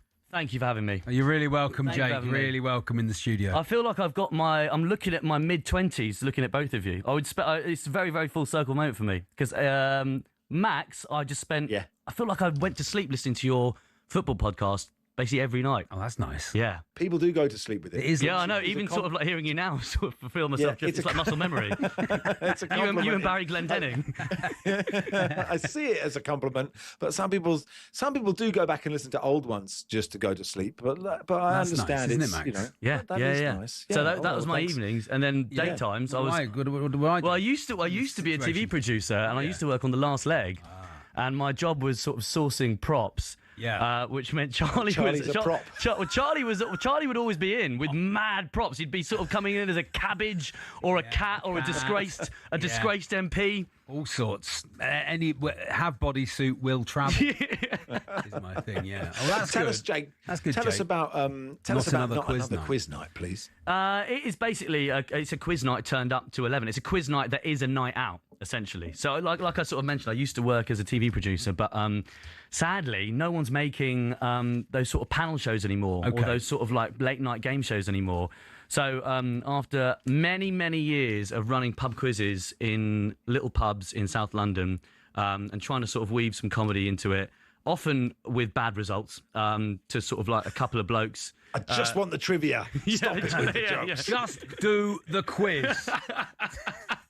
There's a lot of that, basically. Yeah, there was two blokes, Gary and Andrew, who actually were just like They sound the type. two mates who would come in to sort of just sit and be in the pub, the only two punters in the pub, and they'd sort of like split into two teams, feeling sorry for me just so we could do the quiz. Yeah. But yeah, after years of doing pub quizzes in pubs, I sort of thought, well, why don't we turn it into a big interactive game show? What it has taught me, though, keep the sanctity of the questions. No mucking around with the questions. The questions are there. But we've got comedy sketches, we've got a DJ throughout. Because what's the point in the quiz? Yeah, totally. If we just go to a different sort of comedy night out, but you've got to have the quiz. Very, very quickly and very easily took the tone of one of those blokes in those pubs there, Charlie. Oh, no. What's the point of the quiz? I'm on board. I'm absolutely on board. If we're doing a quiz, we're doing play by the rules. Yeah. Well, actually, I will say this, Jake, that, and Charlie knows this well, and very few things bring me to anger. And, perhaps it feels like I've lost perspective when the world is burning. But cheating at a quiz on the radio or cheating at a pub quiz may be the greatest crimes in the history of our time. Horrific. What is the point in sitting with Google at a pub quiz? What is the point in going to that night? I used to be part sitting of on your phone. I used to be part of a quiz team that would go regularly, and someone bought someone bought someone's boyfriend along. Oh yeah, so, yeah, and he had this thing of every time there's a question, no one knows the answer. Fine, look, we're gonna have to take this one on the chin. Suddenly needs the loo. Comes back. The diagram. The diagrams come out. The diagrams, which is fine for sort of working out sort of how many different chocolates are there in a box of celebrations. Okay, you've listed them, but just sort of naming the year. Good quiz question. It's a good quiz question. That one is. Do you think, we can do Max? that later. Which size box? Well, I mean, the different types of chocolates would. They'd be standard tub to tub. Charlie. No. But you're saying how many in a box? Oh no, I There's was lots thinking, of different size of boxes. I was thinking the different types in, say, a box of celebrations. So don't question the questioner, Charlie. I'm asking don't say which style of box. It'll be different numbers of sweets. Yeah, and I'm saying how many varieties of chocolate are there? And this is why I didn't get GCSE maths. I didn't read the question properly. The answer is, I think I'm going to say. But I'm saying. But I'm saying it would be what a mental quiz question it would be to say. How many types of chocolates are there in any given chocolate box? That's great. I mean, tub to tub, brand to brand. Yeah, this is my sort of quiz. Although I have me and Barry on our Sunday show here, Jake, we occasionally would do counting, and we'd get a teenager to just go in another studio and count a tin of beans. And actually, it's mesmerising to do that. So you could incorporate that. How many beans It's a really in a good tin round of for your beans? quiz. Wow. If someone sits there with a tin of beans and everyone guesses, and then he counts while the quiz is going on, you can just keep throwing to him. It's about 484 in a Heinz. Wow. The intern schemes at talkSPORT. I thought the intern schemes at talkSPORT were quite prestigious. But what it really is right, you go in that room. Don't be on the radio. No, don't be on the radio. And count the these guy, beans. when I brought in the 15-kilo bag of basmati rice, he was disappointed, and he's still going. It's a long night. How many celebrations? 7? I'm going to say 7. 7 varieties. Okay, let's try and name them. The thing is, it's good. What's a good game here is if we all say, because sometimes is Mars in a celebration? Is Bounty in a celebration? Or is Picnic? that in Boost? Is that Boost? No, that's different company, isn't it? No. Picnic, isn't it? Max, that's just a sort of standard chocolate bar. You wouldn't get a miniature of that of a Boost. No. In Australia, you do. You get Turkish Delight, Picnic, Caramello. Picnic. And this is in Next, you're going to be telling me you're Boost. getting opal fruits there as well. Yeah, This is in a celebration. You know when the bosses said, "I know when you go to Australia, right? But you can't lose the zeitgeist." And I haven't until now. And this is the moment. Your mask has slipped. Oh, damn it! Picnic's in a celebration. Malteser. There's a Malteser. Yes, there's Malteser. Another good one. Knickers. Another good one of these is the fact there's only 10 countries in the world with 4 letters in their name. Cuba. Okay. Chad. Straight off the bat, Cuba, Chad. Now we're cooking. Iran. Bedfellows, some might say. They don't get on, but... Yeah, okay. Mali, I think is correct. I think Bali. Yeah. Mali's nice. Bali's a place. Yeah. So we're looking at 5 more, boys. I mean, I don't think we've got a break, and I don't feel like we've said a lot. Not Another Quiz Night is at the Clapham Grand. It's good fun, though, isn't it? On Saturday night, great Valentine's night out. Saturday, you won't have to talk to each other. Saturday the 14th of February, 7 o'clock, and Friday the 3rd of April at 6:30. Tickets on general sale. Not Another Quiz Night with Jake Bardwaj, and you've got prizes, celebs in disguises. Yeah, we've got comedy sketches woven throughout the quiz, and every 3 questions something happens. So we might have a question about the Royals, but it's presented by Prince William, who comes out, my mate, in a bald cap. Thank goodness you chose him. Let's move on. I was going to say, glad you chose William. Move on. Good luck with it, Jake. I think we should talk, Charlie. I'd like trivia every week. Yes, yeah. Good, isn't it? Beats counting beans. How many inner is it? We'll steal that off you, Jake. Jake, thank you very much. I like that. Yeah. Cheers, Jake. Thanks for coming on. Jake Bardwell's there. So, if you want to go to that and you're near Clapham or you want to travel to it, 14th of February, 3rd of April, it's called Not Another Quiz Night. So, Google that. Peru says this text. And Scott says, typical lefty saying boost first. Thank you so much. Picnic Boost was an insane first 2 guesses. Honestly, that's it. The mask has slipped. Ronnie Pickering for Spurs boss. Do you know who I am, says Simon? I'm all in for that. Anyway, it's Max and Charlie here till 4.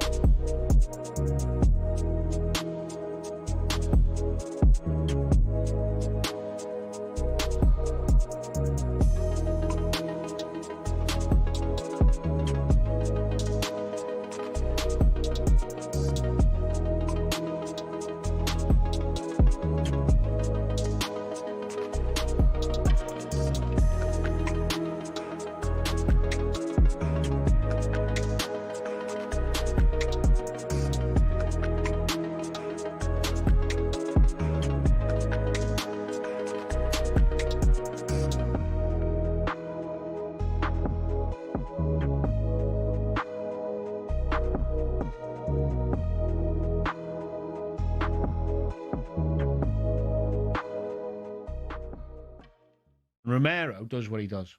Right? Ridiculous tackle. Thomas Frank cannot be blamed for that loss at Man United. Now, he can be blamed for leaving the armband with him or not getting in his head to behave better or control his emotion. That's partly the manager's job. But for Romero to do that after the ridiculous social media stuff, which I still don't understand. You know, what the hell? He should have been fined 2 weeks' wages for that and probably dropped from if they had more players fit and left if they had Danso fit. Well, just right. Because what is he actually saying there? If he's saying to the hierarchy, we haven't got enough players. I mean, is he absolutely stupid? I mean, forwards, Muani, Richarlison, Odobert, Solanke, Madison, Simons, Kudos, Kulusevski, Tell. Forget if you think they're good enough. There's loads of players. Midfield, Sarr, Gallagher, Bergvall, Gray, Bentancur, Paulinho. Now, they've got more forward options than any other team in the Prem. So what's he saying? Now, if he'd have come out and gone articulately, I think we've got to have a look at the medical stuff. Or the coaching. Something's not right. The pitches. We can't have that many players injured. Something's not right here. Something's got to be looked at. Someone upstairs has got to look at what's going on with all these injured players. How can we have that many injured players? That's ridiculous. I'd go strong. you know. But maybe he's got a point. His point, there's no substance to the out. There's no intelligence with it, is there? No, because they've got more players. They've got more options in forward play. They've got. I've just named 9. It's.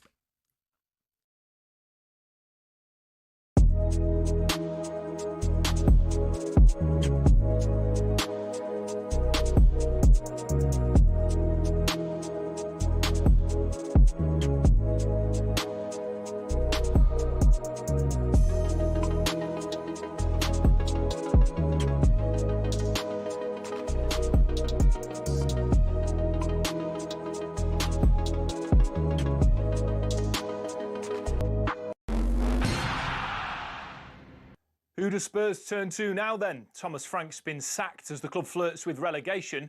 Here's our chief football correspondent, Alex Crook. An interim manager, a Ryan Mason type, until the end of the season, when, like Manchester United, maybe there'll be a bigger pool for Tottenham to choose from. Maybe Mauricio Pochettino, who the fans were singing for last night, would be open to a return then. Roberto De Zerbi is now available, but we're told he wants to take some time to recharge before jumping into a new job. Simon Jordan's not sure he's the right man for the job anyway. Have some fun with him.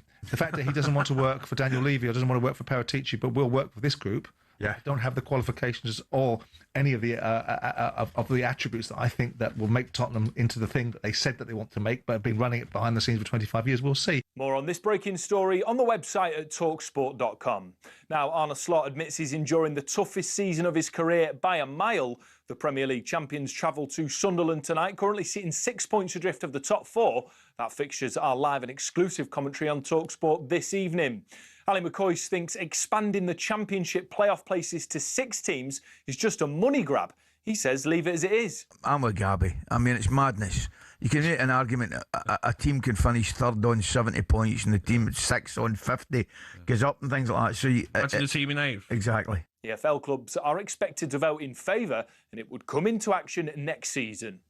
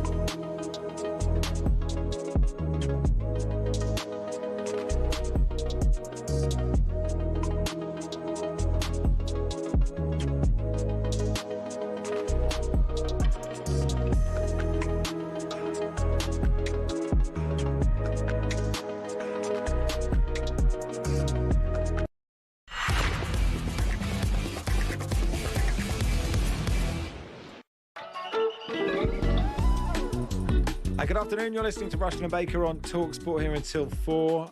England playing the West Indies in their second game in the T20 World Cup. What's happening, John Norman? That's a good game, this. England taking 2 quick wickets at the top of the innings with Brandon King and Shai Hope both dismissed inside the first 7 balls before West Indies started to counter-attack. Hetmeyer 23 from 12. We also saw Roston Chase hit 33, but at 77 for 4 at the halfway stage, we thought England were on top of the game, but Rodman Powell and Shafane Rutherford have just started to tuck in a little. Jofra Archer's been expensive in his 3rd over, and Will Jacks saw 2 successive deliveries go for 6. So England would be, I imagine, slightly the happier of the 2 sides for this game. In the balance at the 13 over stage, West Indies 114 for 4. Thank you, John. Now in the week in the WhatsApp group, one of the teenagers who's put this show together said, would we fancy Duncan Goodhew? And me and Charlie instantly 100% never yes. been more excited. We said 100% yes, he can talk about whatever he likes. And he joins us now. Duncan, how are you? Really good. I've got to question your judgment, though. Duncan just said to me, I don't know anything about anything. So could be an exciting interview, Max. I've got two shallow ends. You'll get mid-morning in with a matter of months with that so much. Now, right, you're here to talk about swimmer. You're obviously, for younger listeners who may not know, Duncan Goodhew is the iconic British Olympic swimmer. Yeah. I don't know if you're the greatest of all time, Duncan, but if somebody says to me British Olympic swimmer, I think of you, and you're here to talk about the Swimathon. So tell us what it is. Oh, it's been great. It's 40 years now it's been going. 250,000 people taking part. Amazing. Raising over £55 million for charity. So well done all the swimmers who've been there, churning up and down the pool. And how does it work? How does it? What happens? Well, when we first started it, a guy called Graham Baham started it. It was all about getting more people in the pool. Yeah. And the side effect was a massive amount of money being raised for charity. So, it's a charity swim. It's an excuse to get you fit and enjoy the water. It happens third weekend in March, 20th to 22nd, and you pick a distance. Okay. You can be part of a team. Can be one width. Yeah. Can be a mile. Little Danny swam one length with me. He was 5 years old, and his parents swam the rest 199. It worked. It worked. Yeah. And it's for great. Cheap childcare that day, Duncan. Yeah, that's right. I gave him 1 or 2 tips. I don't know if it worked or not. And it's for Marie Curie, which is just incredible. Charity, yes. Well, it's about end of life care. And it's not just about hospicing. It's also about allowing people to stay at home where they want to be. Excellent.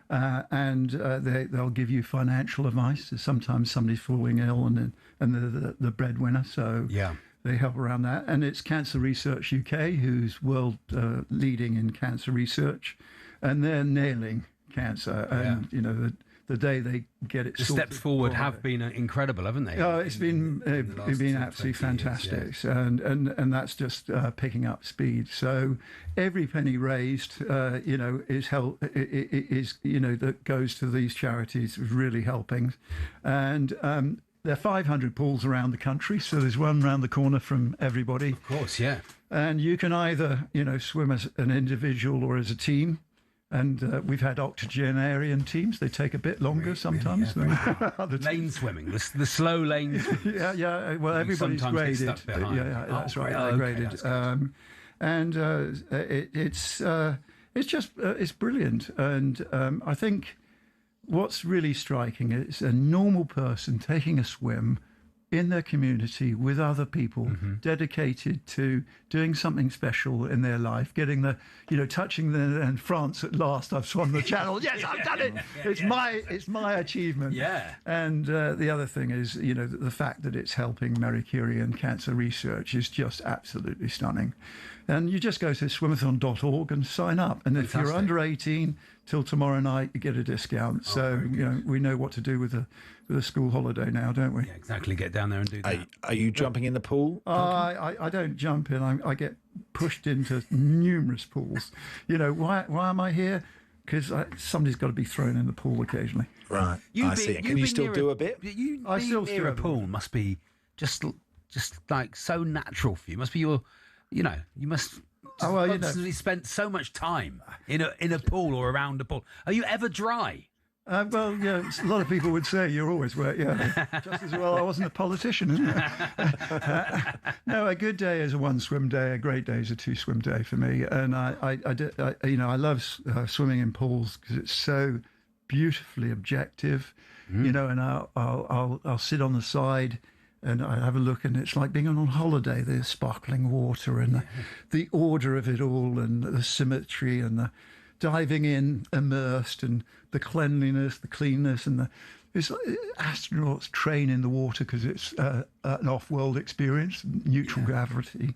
So that's all brilliant. And when I go down to the Serpentine, like I do a couple of times a week at least, I whittled it eventually down to one word: contrast. Freezing cold, dirty, but you're in the centre of nature, and when you get out, you get the cold water buzz and all that. It's fantastic.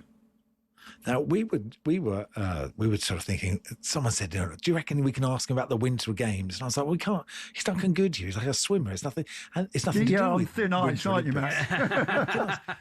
But then, I don't know. I don't know went how on your true Wikipedia page. is, right? So we had to fact check this.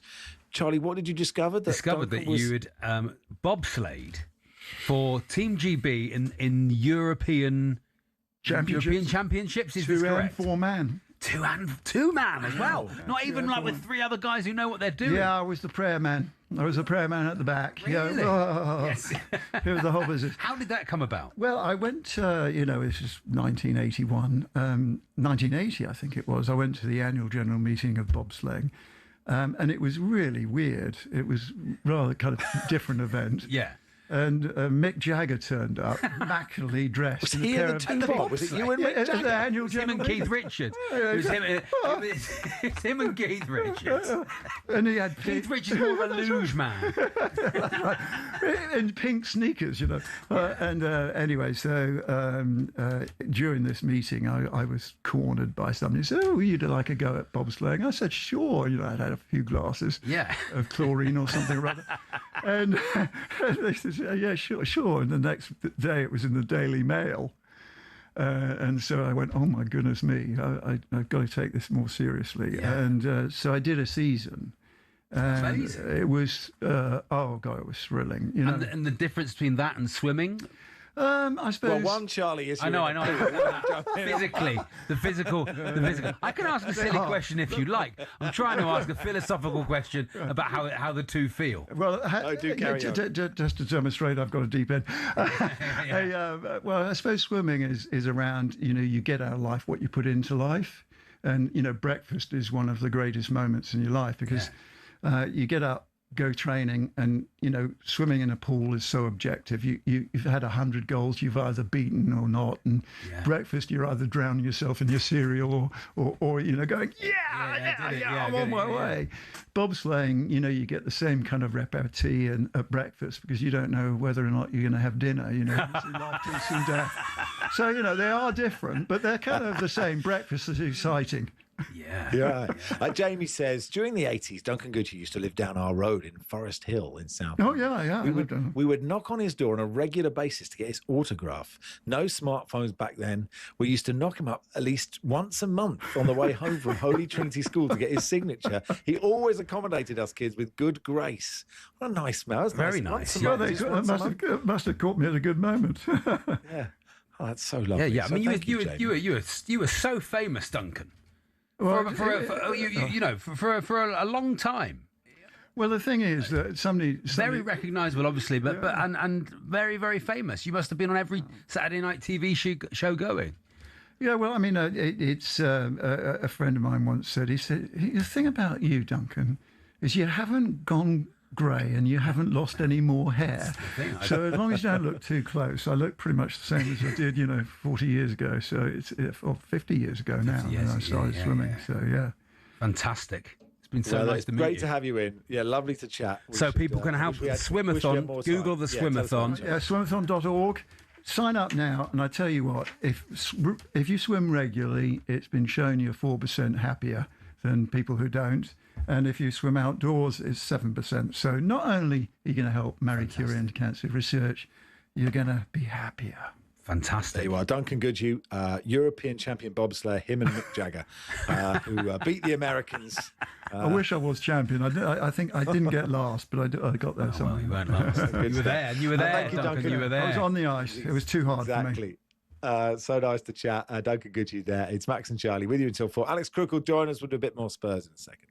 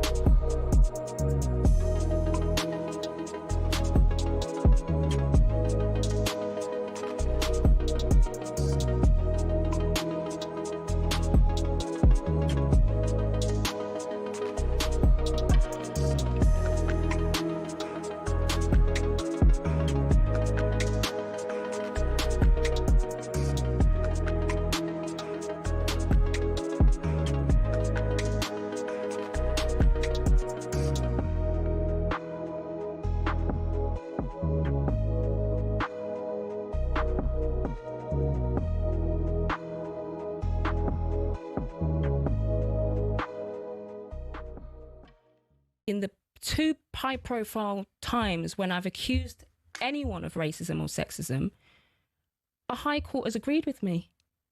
A parliamentary committee has agreed with me. So, and I've got reams of evidence. Oh, absolutely. Of I mean, people, you're talking about Mark Sampson and Joey Barton. Right, but the point is, I'm not But the that's person. the extreme end of the equation, isn't it? Right, what is the point? No, but my point is, that's also replicated online.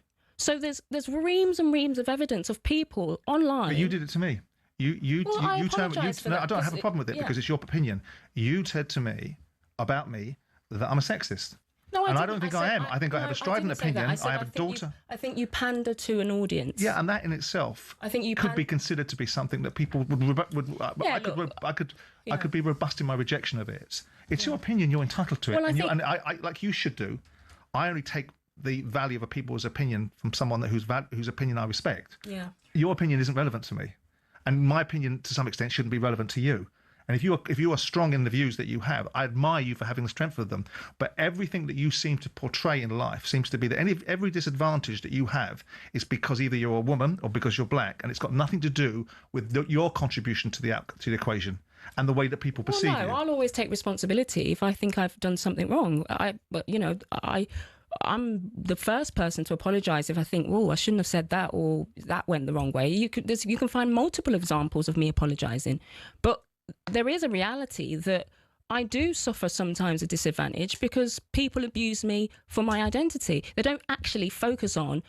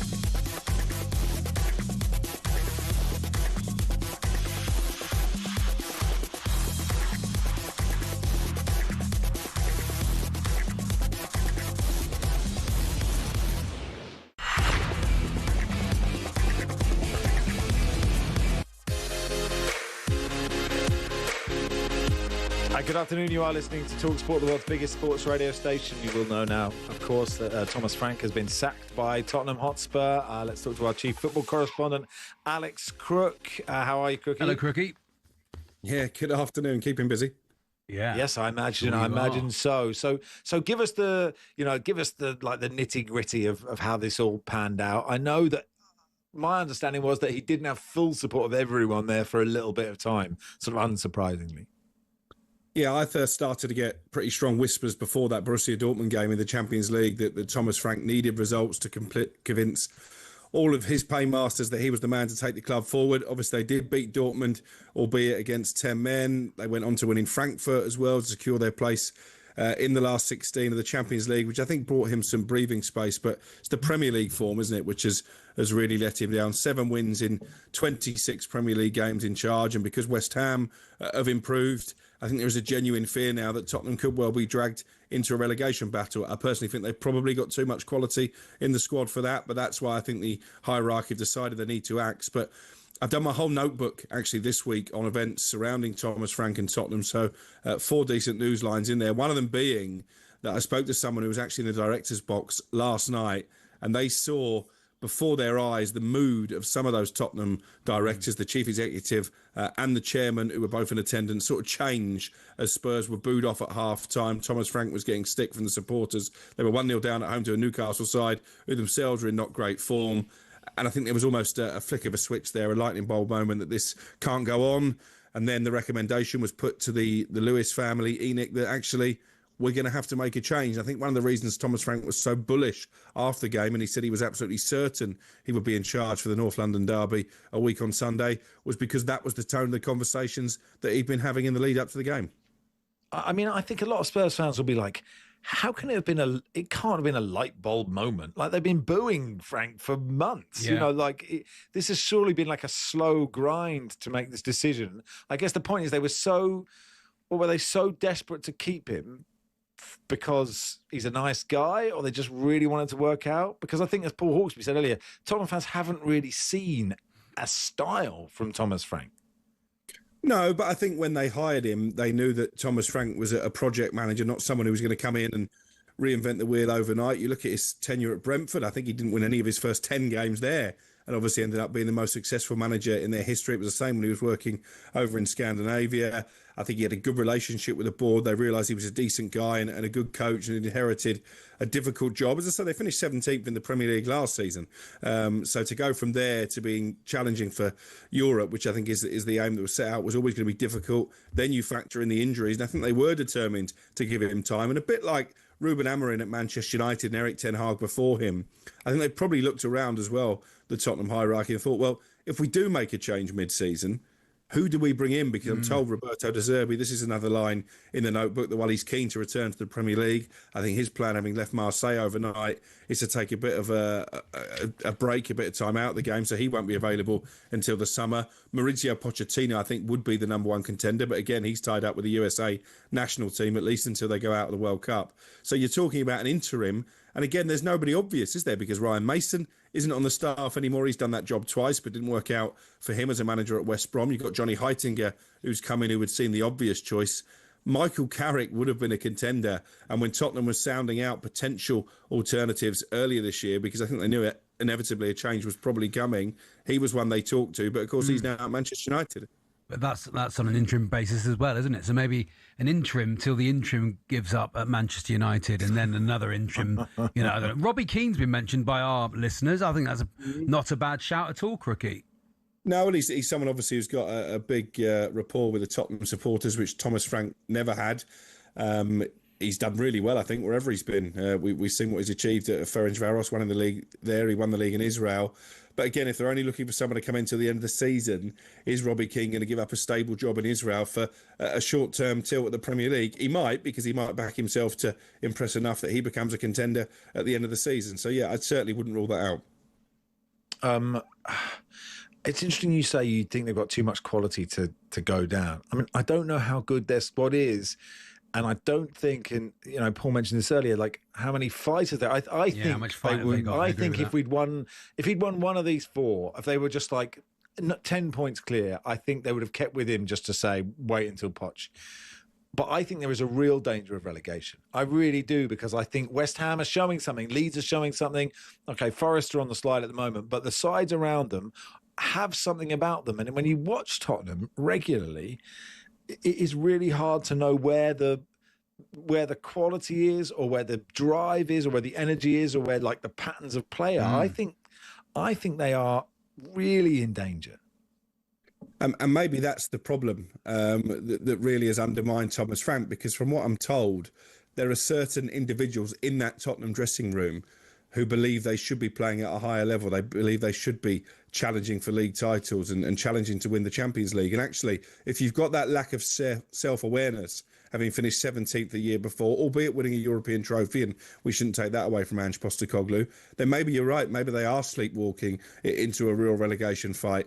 And that word fight is important, isn't it? Because we are seeing it from West Ham now. I thought they were really unlucky not to beat my Manchester United last night. Leeds, I watched them come from 2-0 down at Chelsea. I don't see a team there that are not fighting for survival. And at the moment, you're not seeing that spirit, are you, from Tottenham? And you look at the run of games that whoever's in charge is going to inherit. To North London derby next up, you can pretty much ride that off. Their record against Arsenal is dismal, even in the best of seasons. And obviously, it's not the best of seasons. Then they go to Fulham in another London derby. Marco Silva, ironically, one of the names that was discussed before Thomas Frank got the job last season. Palace at home feels massive, but obviously Palace won at the weekend. They could well beat Burnley in the game I'm doing tonight, so they could be away from trouble by then. Then they go to Anfield.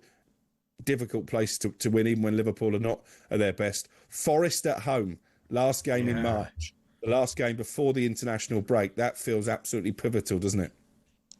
6-pointer, Cookie. Relegation 6-pointer right there for Spurs in 5 games' time. Unbelievable. It's amazing that. It's amazing we're talking about this. It really is. And I still think Thomas Frank, by the way, will go on and prove himself to be a good coach as he was at Brentford. But maybe this Tottenham job was just a little bit too big for him. And again, I think one of the things they're going to be looking at now, the hierarchy, because they've tried all different types of manager. They've tried all different styles of play. The ones who've really got the fans on board, and that's why they love Pochettino so much, and Harry Redknapp before him, are the ones who entertain the crowd. They play attractive, attacking football. And Thomas Frank didn't really show that, did he? No, but Tottenham can ruin anyone. I mean, we know that. Cheers, Crookie. Good stuff. Thanks, Crookie. Cheers, guys. Crookie's Notebook on the website, talksport.com. Now, all 5 Premier League games, you can hear them all tonight. At once. You need enough devices and incredible ability to multitask. But across the TalkSport network, whichever game you want, you can listen to it. We'll look ahead to some of those games. In the next hour of the show, it's Max Rushden and Charlie Baker with you on TalkSport until 4 o'clock.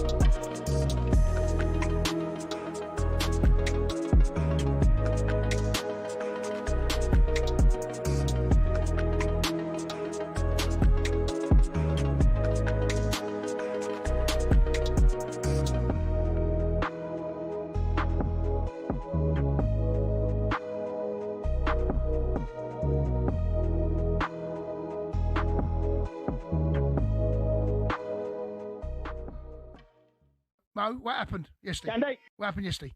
Candy, listen. What happened? Candy. Listen. Mo, what happened? Listen. We still gonna go. We still can do the double, Candy. The cups. Now, what happened yesterday, though? What happened yesterday? To win. Mo, what happened yesterday? Yes, what is on? Listen, yesterday's game, like I said, I don't want to talk about it, Candy. No, what? I didn't want to talk about it. No, that's what we're talking about. What is on? Listen, we're not talking about that. We're going to talk about tomorrow's match. No. Here's what we're talking about. What happened yesterday? Candy. Yep. Candy. Yep. Come on, Candy. Listen, what happened yesterday? Candy, listen. Yeah, what happened yesterday, man? I've said this all the time to you, every single time. I keep repeating myself. Liverpool have been done by VAR so many times, it's unreal. No, you lost 2-1. The referee was shocking, Candy. You lost 2-1. And do you know what? Candy? Yesterday, it wasn't a surprise to me. It wasn't a surprise. I mean, our team turned up in the second half. We were just absolutely superb. The boys were absolutely superb. You conceded 2 goals. Candy, what are you on about now? Candy.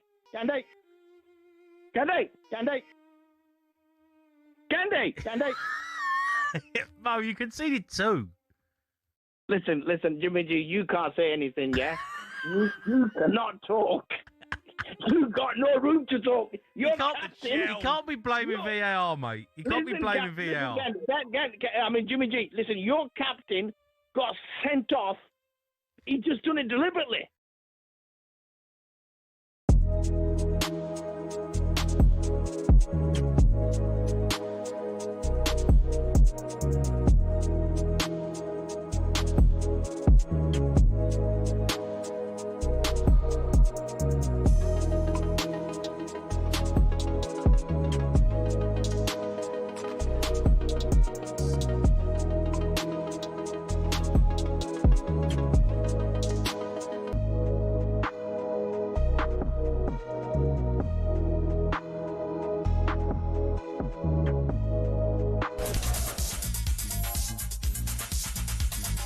You are listening to the world's biggest sports radio station. It is TalkSport. Max Rushden Charlie Baker with you until 4. Fergus Craig, comedian and Newcastle fan, has written a book.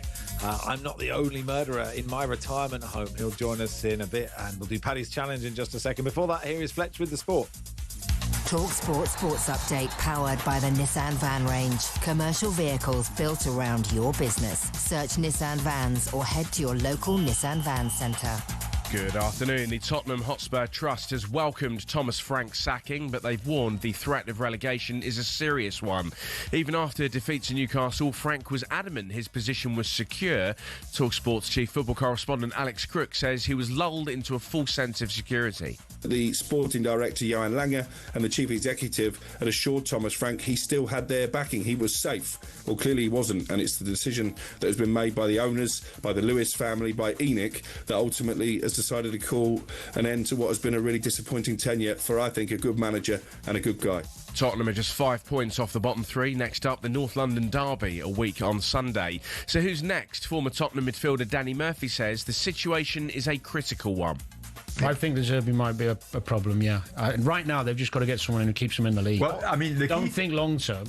talkSPORT understands Roberto De Zerbi is taking some time to recharge after leaving Marseille. He'll look to his next step in the summer. There's plenty more on this developing story at talkSPORT.com. Next, Real Madrid and UEFA have announced their fighting days over the European Super League are over. An agreement of principles is said to have been reached. Major changes to the EFL playoff system could be on the way as early as next season. There's talk of a 6-team decider in the Championship, meaning an 8th place finish could spell promotion to the Premier League. Here's Preston North End CEO Peter Ridsdale. 8 could, they may, and if they do it on merit on the playoff format. But, you know, when you say it's rewarding mediocrity, just watch the Championship week in, week out. Look at the game at Leicester last night. Leicester winning 3-0 at half-time and Southampton beat them 4-3. A majority of the 72 would need to agree to the changes. And to the T20 World Cup, where England's bowlers are making light work of the West Indies, but they're not going down without a fight. talkSPORT's cricket editor is John Norman. No, this is a great game. 168 for 5 West Indies. They've got 11 balls remaining in the innings. England were well on top when they reduced the West Indies to 77 for 4. They're also 8 for 2. But Shafane Rutherford has hit a 29-ball 50. And Jason Holders just hit Sam Curran for 3 sixes from an over. And a little bit of calamity fielding as well on the slog sweep, huge top edge, and Adil Rashid, who was almost impossible to get away today, not only dropped the catch, he led to overthrows as well with a missed run-out opportunity. So entertaining fare. Another 4's just been crashed through the covers. That means Holder moves to 26 and the score 172 for 5. There's more at talksport.com. talkSPORT News. A woman who murdered her girlfriend and buried her in the garden has been jailed for life, and the Prime Minister says he didn't know his ex-comms chief was friends with a paedophile. More from the news team at past. talkSPORT weather with QuickFit. Whatever the winter weather, Bridgestone Turanza all-season 6 tyres. Guaranteed for 25,000 miles. Book today at quickfit.com. Conditions apply. Remaining cloudy with outbreaks of rain for most of us for the rest of the afternoon. In the north, fairly windy and cold, milder in the south.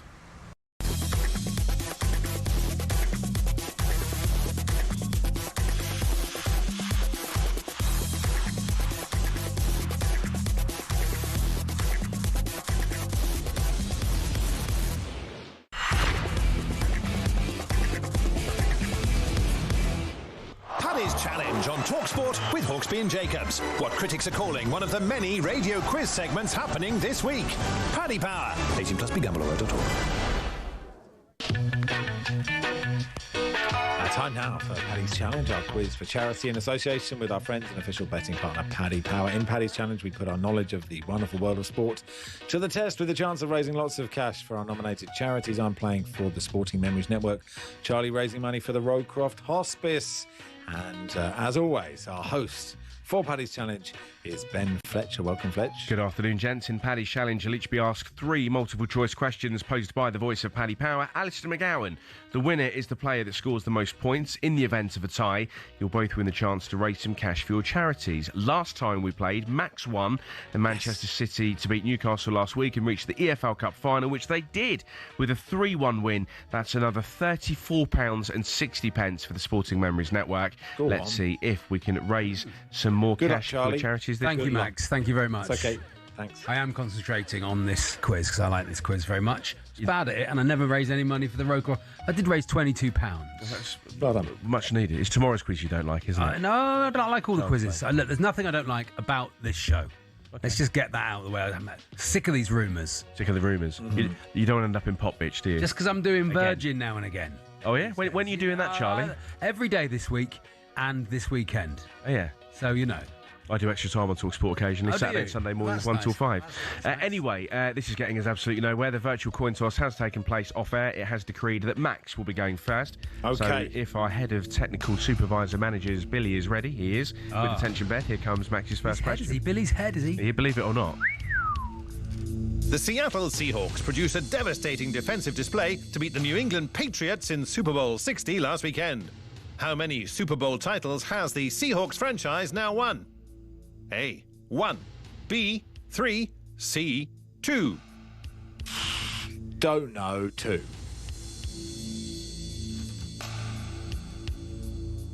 2. 1 point to Max. Touchdown. Yes. Right. It was a defensive performance for the ages, and British defensive coach Aidan Durd played a pivotal role for Seattle, becoming the first overseas coach to win the big one. Well done, Aidan. Apparently. Very well done. Indeed. Well done. So 1-0 to Max. Charlie, it comes to you. Here's your first question. Seattle emerged victorious in last weekend's Super Bowl 60. They last won in 2013, when they beat which team in Super Bowl 48? A, Denver Broncos, B, Kansas City Chiefs, or C, New England Patriots? Interesting, isn't it? Interesting. Is it? That is interesting, isn't Do it? we have to still pretend to like American football? No, I like it. I like it. Oh, do you? Very relaxing because I haven't got a team in it, so like No skin in the sport game. can just not like the New York Knicks, who I absolutely love. I'm going to say, was it a repeat of the same final? That's what I've got in my head. Was it a repeat of the same? C. Oh. It was the Denver Broncos. The 2013 Seahawks rank number 18 on the 100 greatest teams of all time, presented by the NFL on its 100th anniversary. Okay. There we go. So, Max, here comes your second question. Okay, I'm looking forward to it. Boxer Jarrell Miller made unwanted headlines recently after his toupee was knocked off in his recent fight with Kingsley EBay at Madison Square Garden. What is Jarrell's nickname? A, Wiggy, B, Big Baby, or C, Bald Eagle? Okay. I think this is an easy question. Well, I don't think it's either of the hair ones. No, I think it's an easy question. Big Baby. I think it's Big Baby because not many people know this, but he actually dresses as a baby just in his normal life, just a onesie. Yeah. And only eats rusks. And a size 6 Huggies nappy pants. That was a really easy question. I should say what he chooses to do in his personal time behind closed doors is up to him. If he wants to do that, no, he does it in public too. It's fine. Complaints to talkSPORT.co.uk. Once the toupee was removed, Miller gave it to the crowd apparently and began celebrating before quickly reverting back to fight mode. He ended up winning on a split decision. So it's 2-0 to Max. Do you know what I have fight mode. Well, we know that because you can deck anyone. I can deck anyone. I don't enact it often, but at any point I can just go fight mode. Where would you consider yourself in the list of hardest talkSPORT presenters, Max? If there was like a Royal Rumble. I could deck We've established Max can deck anyone. Brazil? Yeah. I don't know why we're going through lists of people now. Yeah. 03717 223344. Charlie, the stakes are very simple. You have to get this right. Otherwise, Max will be taking home the charity cash. Yes, Here comes your second question. At the Winter Olympics, Spanish figure skater Tomas Llorenc Guarino Sabate received copyright clearance from Universal Studios to perform to music from which film series? A, Minions, B, Lord of the Rings, or C, Harry Potter? A, Minions. Pick that one out. Absolutely right. Known for his left field routines, he skates the songs from the Minions film series while wearing a yellow t-shirt and blue overalls, similar to the movie characters' outfits. Nice. How about that? How did Torquay get on last night? Yeah, they were lost last night. Did you? Was it Chippenham Town? Come on now, move on. Dear oh dear. No one's interested in tin pot rubbish football. Come on, move on. Well, if you were to listen to Extra Time on a Sunday morning at 4:15, you'd hear from the non-league executive editor paper, John Couch. But there's a story for another day. I'm afraid I'm not a bin man, so I won't be listening. Or a bus driver, or going to the airport. Well, I'm going to change my whole daily schedule now you mentioned that. Lots of people listen to Early I'm not Breakfast saying on Virgin, everyone. though, don't they, Charlie? I'm not saying everyone listens to you as a bin man. Go on, text on the table. How many do you get? Question 3. Max, the ball is still very much in your court. Get this right and you're taking down the charity cash. Here it comes. Which musical artist who played at last weekend's Super Bowl recently revealed they were turned away from meeting Wrexham's players on a visit to the Welsh club? A. Green Day's Billy Joe Armstrong. B. Bad Bunny. Or C. Brandy Carlisle. Well, I only know that Bad Bunny was there. I can't believe Bad Bunny was in Wrexham. But I don't know who the third one was. Oh, she's Green Day. She's good. Brandy Carlisle's very good. Brandy Carlisle, didn't she? Great singer, very good singer. Heaven is a Place on Earth. No, that's Belinda Carlisle. Oh, all right. Different person. I will say I'll go Bad Bunny. Why not? Oh dear, oh dear. Green Day. It was Green Day's Billy Joe Armstrong. Invited to a home game in December 24 by Ryan Reynolds, unable to meet the players after they drew their game and were too disappointed to receive visitors. A reaction he said he completely respected. I respect that, yeah. Wake me up when September ends. Disappointed. So, Charlie, remarkably, you're in a position where you could split the pot. Get this right, and Paddy Power will split the winnings for you. Here comes your third and final question. Good luck. In the WSL, which team did Everton recently beat 2-1 to notch up their first home win at Goodison Park this season? A. Aston Villa. B. Leicester City. Or C. Manchester United. Dear, this is a difficult question, isn't it? This isn't who played the Super Bowl half time and turned up at Wrexham. This is like suddenly ramped up, hasn't it? Sport fact. It's like Couch to 5K. Sport knowledge. 5 minutes to 20 minutes. Terrible because I don't know enough about the WSL. So it makes me look like I don't care about that either. This is dreadful. This is an awful question for me. B. The correct answer was Aston Villa. Martina Fernandez scored twice for a much-needed win to take the Toffees 4 points clear of relegation. So it is congratulations to Max. Well done, Max. Today's winner once again, and a free £20 bet that Paddy Power will place for you, so you can try and win some cash for your charity. Just remains for me to ask, what are you going to go for? Well, Steve messaged me to say, I've said Forrester on the slide. If we win tonight, we'll have lost 1 in 7, 4 wins, 2 draws and 1 defeat. Please do your research, pal. And so it's interesting. I thought they were sliding more than that. There is pressure on dice. I'll go Forest to beat Wolves to just, sneak a bit more money in for us. Probably live somewhere on the talkSPORT network. Don't have it in front of me. Don't have the odds. No. Not in front of me. talkSPORT 2, apparently. So there we go. Well, I was right somewhere. It's Premier League talkSPORT 2 exclusive commentary from Ian, the Duke of Knutsford Danter, and former Arsenal midfielder Adrian Clarkey Clark. You, Adrian! Brilliant. The OB producer is... Different show. Hey, thanks, Fletch. Thanks for doing that. Have a nice time. We'll see how you get on and reveal the winnings next week. Thanks, Fletch. Thanks. That is the challenge in the books. Thanks to our friends Paddy Power, 80plus, begambleaware.org. Paddy's Challenge on talkSPORT with Paddy Power. 18plus, begambleaware.org. Now, Richard says, Ruben Interim. That's nice. Well, it is nice, That was good fun, wasn't it? Can you get any more of those? I don't think you get jobs just on puns, just on play on words. Although Tim Vine is the chief executive of Tottenham Hotspur, so that there is every chance. Him and Milton Jones are running it, so there is absolutely every chance, isn't there?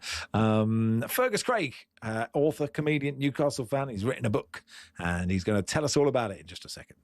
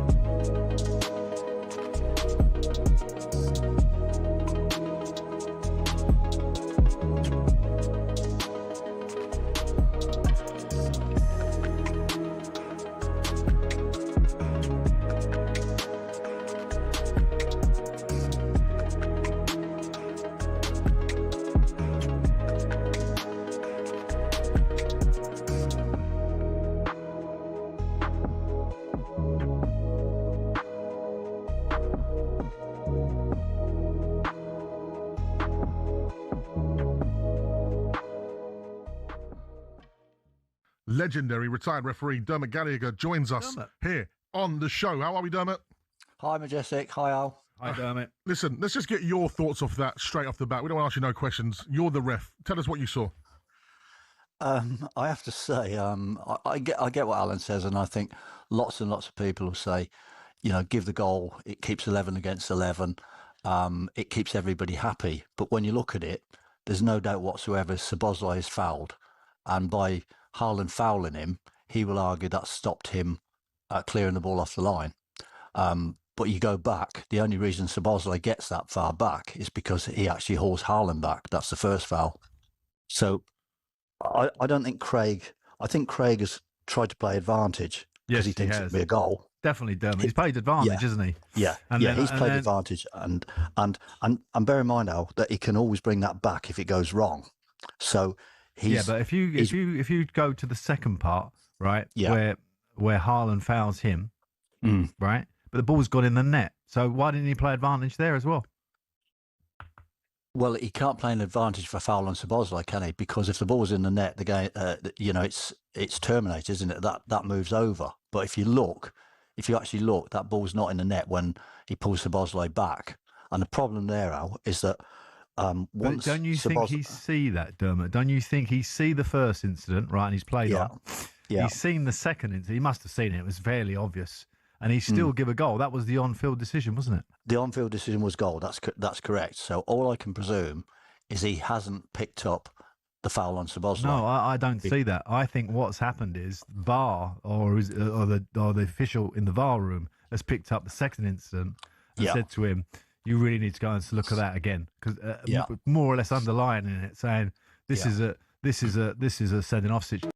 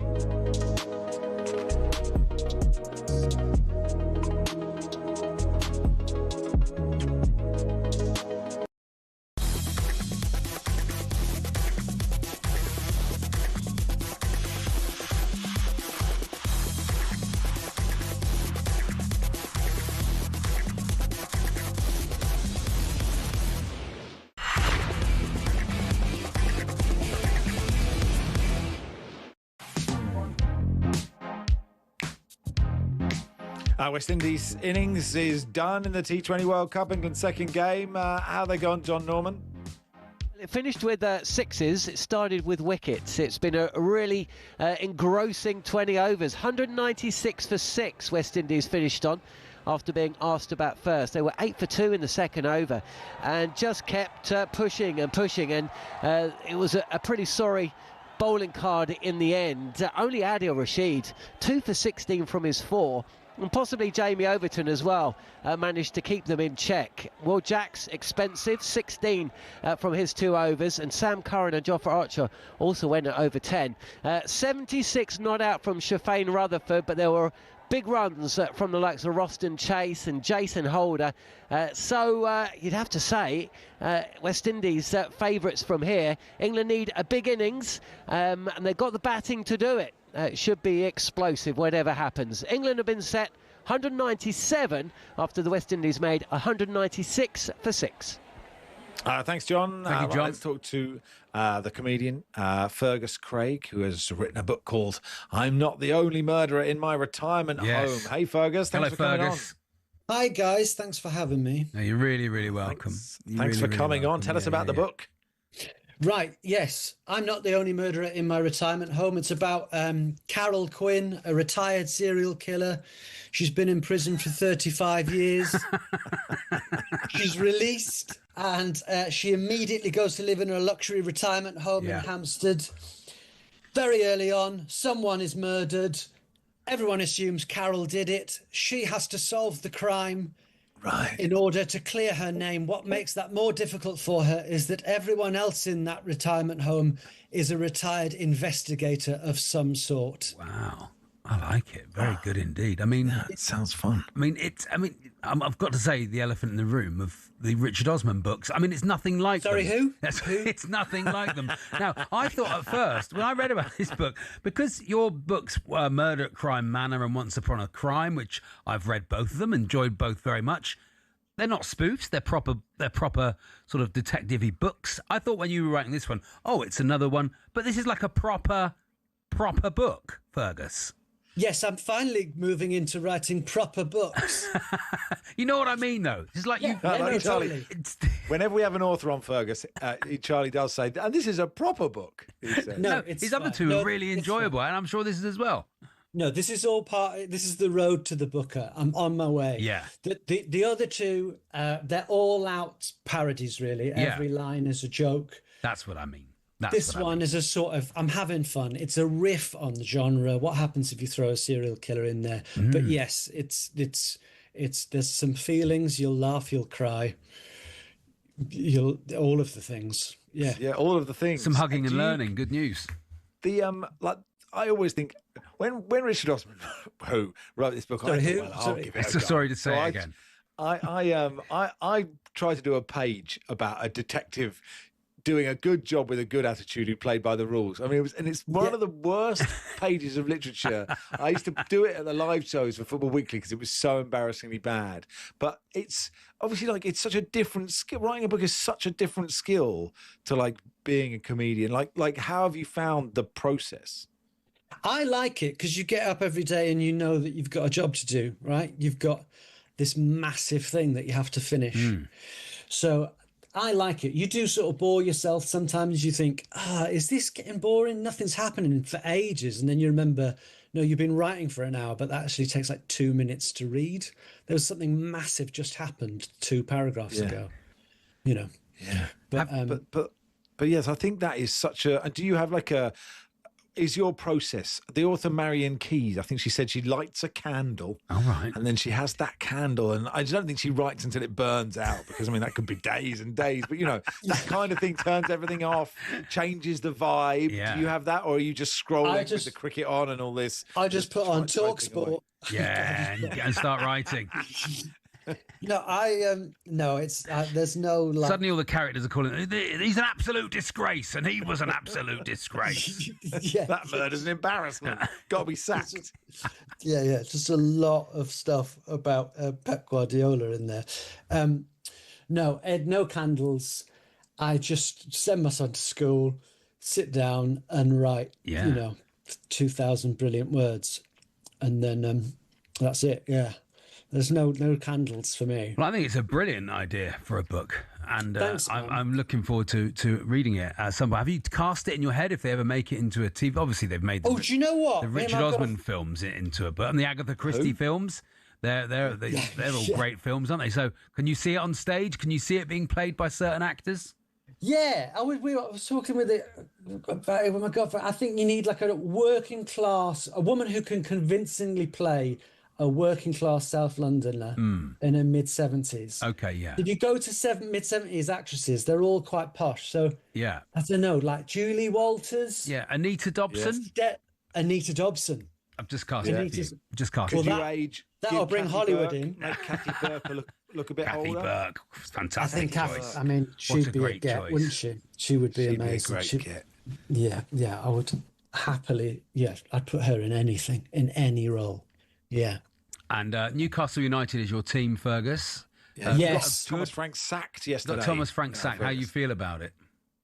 It's that was the who's going to get sacked derby, I think. I mean, it felt like Howe was in trouble, but I think Tottenham should be Tottenham away should be prescribed on the NHS. Well, it is Dr. Tottenham, isn't it? Yeah, of course. Yeah. So, it was nice to get a victory. When we went ahead, I was worried because for Newcastle this season, that is not what you want to do, is go ahead. Spurs were bad. They were Really bad. bad. So now it's a case of finding out, were Spurs just bad or are we a little better? It's not been a fun season. I sort of feel like if Newcastle United don't want Eddie Howe, if they are trying to get, I think Eddie Howe would be a really good Spurs manager. So if they are going to get rid of him, could they let them know? Because that would be quite a good Spurs manager, I think. I think we could get Thomas Frank. Let's just do a swap. That's a nice idea. I often think that should happen. He was good at Brentford, wasn't he? I think football managers, no one knows really, do they? Sometimes. About 3 of them know, we think. The rest are guessing. I think we're all guessing.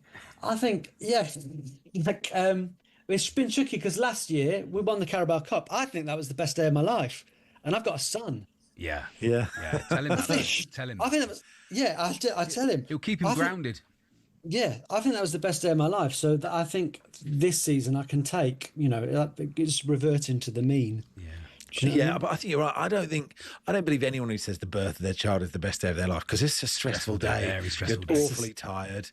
I mean, obviously, you're not quite as tired as your partner, but you are tired, and you're also not quite sure what's happening.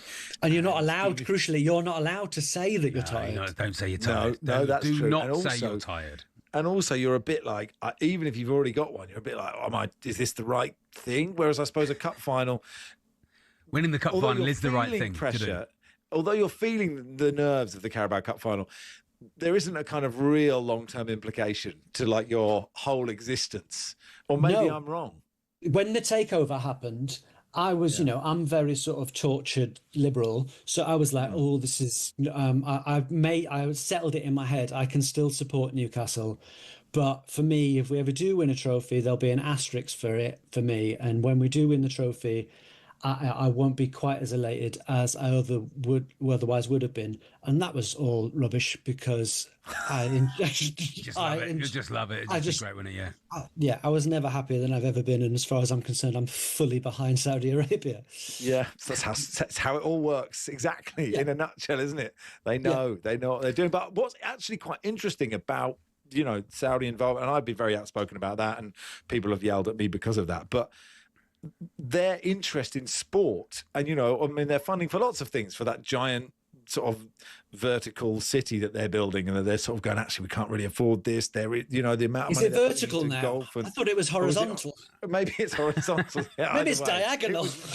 Vertical feels. It was mad. It was a slightly odd idea, but actually, and okay, PSR affects this, but they haven't. They might not be as interested in Newcastle United as perhaps some people thought they might be. That's what they're saying, isn't it? I mean, we are restricted by PSR. We did manage to find 55 million to spend on Alanga, but we are restricted by PSR. So I think they thought, well, Man City got round all of that. We can do that, and that doesn't seem to be happening. But we'll see if they do. We'll see what happens. We'll see what happens with that. I'm Not the Only Murderer in My Retirement Home is by Fergus Craig. And is it out now, Fergus? It was 17th of Feb, it says here. That's not now. 18.99. All good bookshops, of course. Yeah, it's out in Germany today. So if you want to read get it over today, there. There'll be Harry Kane will be reading it today. Harry Kane's reading it today.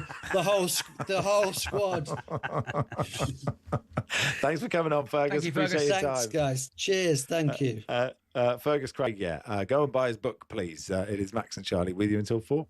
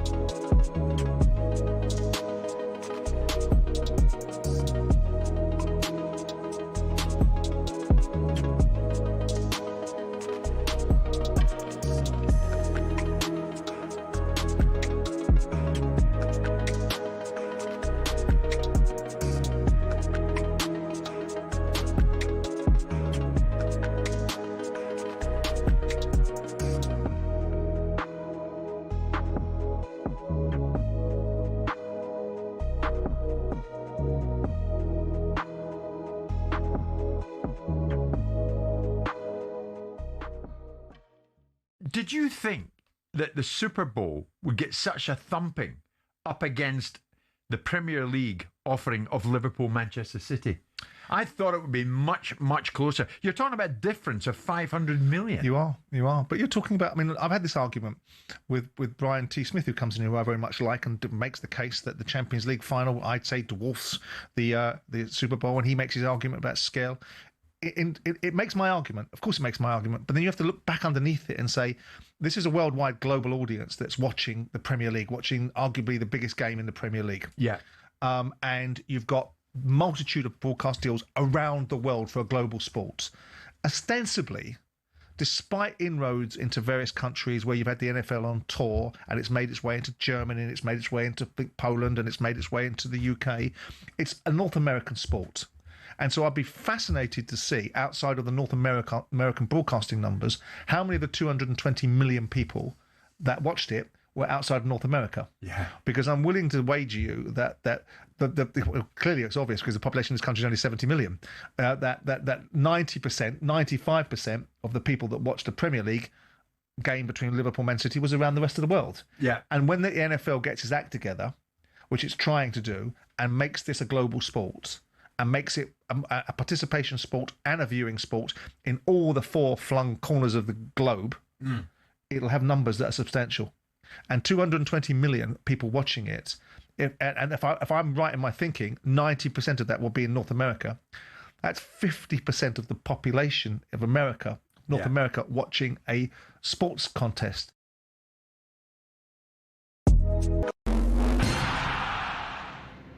Who do Spurs turn to now then? Thomas Frank's been sacked as the club flirts with relegation.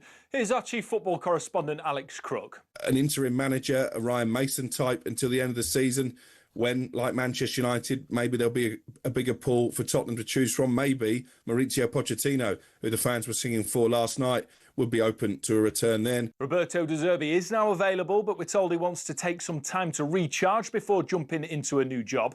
Simon Jordan's not sure he's the right man for the job anyway. Have some fun with him. The fact that he doesn't want to work for Daniel Levy or doesn't want to work for Paratici, but will work for this group, don't have the qualifications or any of the attributes that I think that will make Tottenham into the thing that they said that they want to make, but have been running it behind the scenes for 25 years. We'll see. More on this breaking story on the website at talkSPORT.com. Now, Arne Slot admits he's enduring the toughest season of his career by a mile. The Premier League champions travel to Sunderland tonight, currently sitting 6 points adrift of the top four. That fixtures are live and exclusive commentary on talkSPORT this evening. Ali McCoy thinks expanding the Championship playoff places to 6 teams is just a money grab. He says leave it as it is. I'm with Gabby. I mean, it's madness. You can make an argument a team can finish third on 70 points and the team at 6 on 50 goes up and things like that. So Imagine the team in 8th. Exactly. The EFL clubs are expected to vote in favour and it would come into action next season.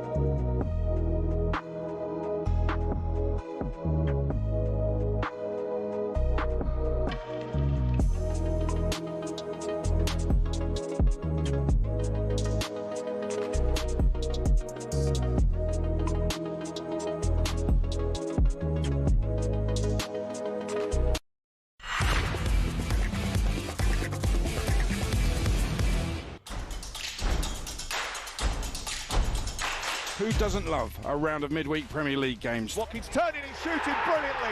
Edge of the area, thumping it in. Each match, this week, this month, are very, very important. Welbeck with the header, 1-1. Jumping is Lacroix with the flick. Sarr hits puts it in for 3. I love my team, I love Crystal Palace, I love the fans. And Burnley are back on level terms. Left-footed shot is in. That's the one he wanted. Erling Haaland, left-footed. What I'm saying is what you have to do to beat Fulham. What you have to do better, because if we don't improve that, we will not win. Wilson controls it, right footed poke into the corner, and Fulham lead again. Morgan Gibbs White based up by the goalkeeper, he chips it into the far corner, and Nottingham Forest are back in the game. Bellegarde has steered it in. Wolves have finally scored. Sunderland bring it forward here. Right-footed effort from Talby. Back into the path of Florian Wirtz, and he pokes it into Ekatike, and he nabs it through the legs of Nick Pope, and there's the equaliser for Liverpool. If we don't have Champions League football, it's definitely not been an acceptable season. All 5 commentaries across the talkSPORT network, on talkSPORT, talkSPORT 2, Talk Radio, the talkSPORT app, depending on the games. Forest Wolves is on talkSPORT 2. Max Scott, talkSPORT presenter, is a Forest fan as well. Hey, Max, you okay? Hello, Max. I'm feeling quite nervous, to be honest. Oh, are you? Yeah, you look at the momentum that West Ham seem to have miraculously whipped up out of nowhere. They seemed dead certs a few weeks ago. And I guess the thing as a Forest fan is it's quite sore in that what we're seeing West Ham become is exactly what Forest were last season. Really organised, defensively, sort of really together, intensive. Yeah. Once you get a goal ahead, look really difficult to break down. Of course, that did happen last night with Sesko's remarkable finish. But it just feels like the clubs below us, or West Ham, are in a better position than us. So feeling really nervous going into a game that everybody still expects us to win. Yeah, it's interesting with Forest. I presumed they were on a terrible run, and I know they got done by Leeds, and it was a big game on Friday night.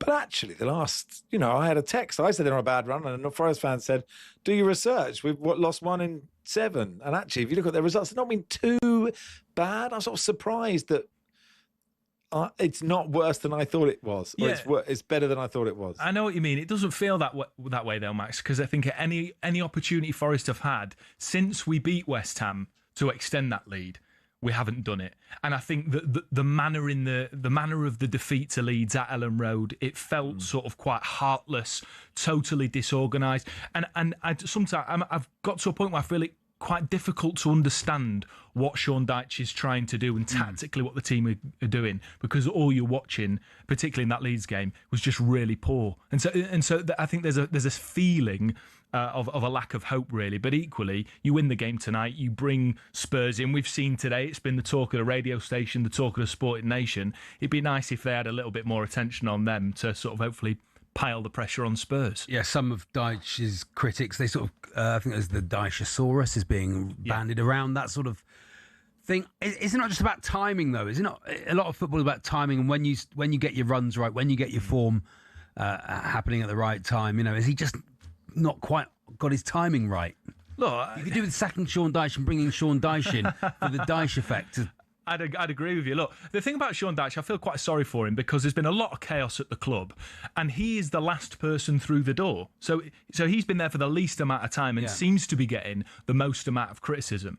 And whilst managers, of course, have responsibility, and you look at someone like Thomas Frank, who I think we probably all think is a really nice guy and a very good manager, and it's just not worked because there are wider issues at the club, and the same is the case at Nottingham Forest. And I've got to say, I think there needs to come a time where you just say the players haven't been good enough. Yeah. The players simply haven't been good enough. There's a lot of players there that are on brand new contracts. Morgan Gibbs-White is the highest ever played player. Dyche said that v Wrexham, didn't he? Yeah, exactly. After he said, look in the mirror, didn't he? Yeah. And he was absolutely right in saying that. But that was aimed at that sort of second string team that this £200 million that was spent in the summer, largely to waste. But I think you've got to look at the likes of Morgan Gibbs-White, Murillo, Ola Aina, who are all on these big bumper contracts. And I'm not necessarily directing it at them, but I think there's a little bit of a feeling of all of those players know that if Forest get relegated, they're going to be absolutely fine. All of those players know that if Forest stay up, they're going to be absolutely fine because there's still going to be interest in Elliot Anderson, Morgan Gibbs-White. And so I think there's a feeling from fans that maybe they're being left in the lurch a little bit just with the quality of the performances. And yes, Sean Dyche needs to take responsibility, but the players haven't been good enough. Yeah, I think that's interesting, isn't it? That, if players... Because it seems that a lot of people said, and that's probably right, that this is the best quality squad that Sean Dyche has ever had. Yeah, I've said that. I agree. So whose responsibility is it to be playing well? Is it the manager? Is it the players? They both have to take some responsibility. But at the same time, Forest having to deal with Thursday, Sunday European football, and when there is so much football, it is really hard to do that. Yeah, and part of this, Max, I just think is perhaps a natural manifestation of what happens when a club outgrows itself in one season, achieves something that they desperately want, the stated ambition of the club, but then you realise how challenging and difficult that is, and you realise how challenging and difficult it is to spend 180 million in the summer and expect all of that to work, and it hasn't. Forest saw that when they first came up, stayed up on the penultimate weekend of the season, despite having spent sporadically and ridiculously. They've somehow managed, by hook or by crook, to get themselves to maintain their Premier League status. And I think they're finding themselves in that situation again. Are Forest and Spurs in for similar managers? There's going to be a few managers available in the summer, aren't there? Thomas Glasner.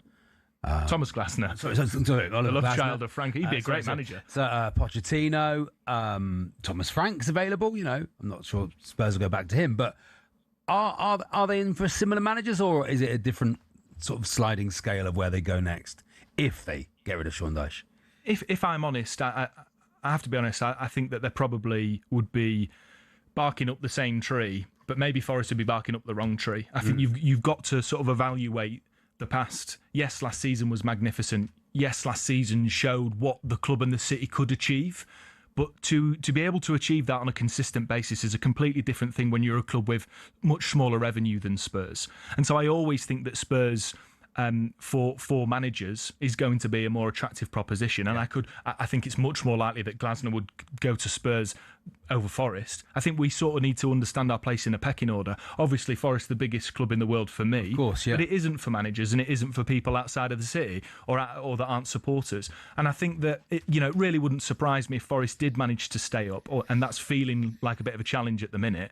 That they'd go after Marco Silva if he didn't sign an extension at Fulham. He's managed Olympiacos and he's worked with Marinakis. Marinakis has admired him for a long time. Yeah. I think that would be a decent fit, and it'd be a great coup for Forest, for a manager that has done what Forest wants to achieve, which is consistency, and then push on.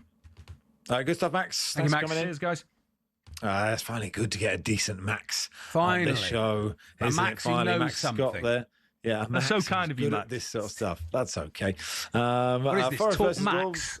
Yeah, what a station that would be. Wow. Do you know what? I'd be gutted if I didn't get 5 days a week. No, they're not interested in you, Matt. I'm afraid they're not interested. They've gone with Max Verstappen for the breakfast show, I'm afraid. Fair enough. Forest Wolves on talkSPORT 2. We'll do some Liverpool and a bit of Spurs with Stephen Caulker in just a second. John Norman is watching England's chase of 197. God, Phil Salt started quickly, didn't he, John? He did, but Phil Salt's gone. Romero shepherd with the wicket. Phil Salt's 30 came from just 14 deliveries, 4 fours and 2 sixes, 24 of them from one Jason Holder over. Aside from that, though, West Indies have bowled pretty well. Joss Butler is 7 not out. Jacob Ethel, new to the crease, is 5 not out. And England have been set 197 to win this game. They didn't bowl particularly well, England, earlier today, winning the toss, decided to bowl first. So now they're going to be relying on some of their power-packed top order. We'll see how it eventuates, but 4 overs in, 45 for 1. Cheers, John. You're listening to Rushden and Baker on talkSPORT in partnership with Toolstation. Pick up your wet weather essentials today. Next up, Toolstation. We'll chat Spurs and Liverpool with Stephen Caulker in just a second, and then Andy Goldstein and Darren Bent will take over with Drive.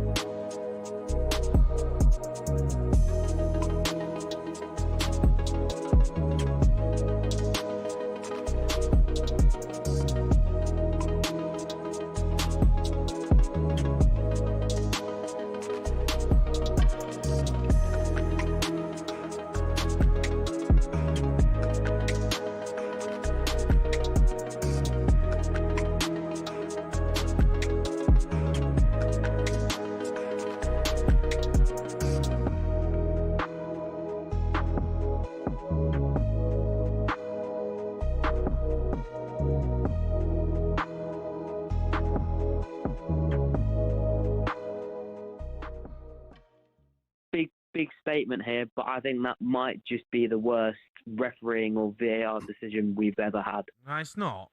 It's not. How can you say it's a denial of a goal-scoring opportunity when Man City scored? Because Haaland dragged down Slobosai. Yeah, but Szoboszlai dragged Haaland. Yeah. Haaland dragged Szoboszlai, which is something we see all the time. No, you don't. Not like that. Not two separate incidences. So, okay. So you give one. Yeah. But then you've also got to give the other because there was two incidents. So then how can you give both? So he played advantage, and then Haaland's in the advantage. He does foul Szoboszlai. I mean, you can't get away from it. It's the decision is right. It's the right call.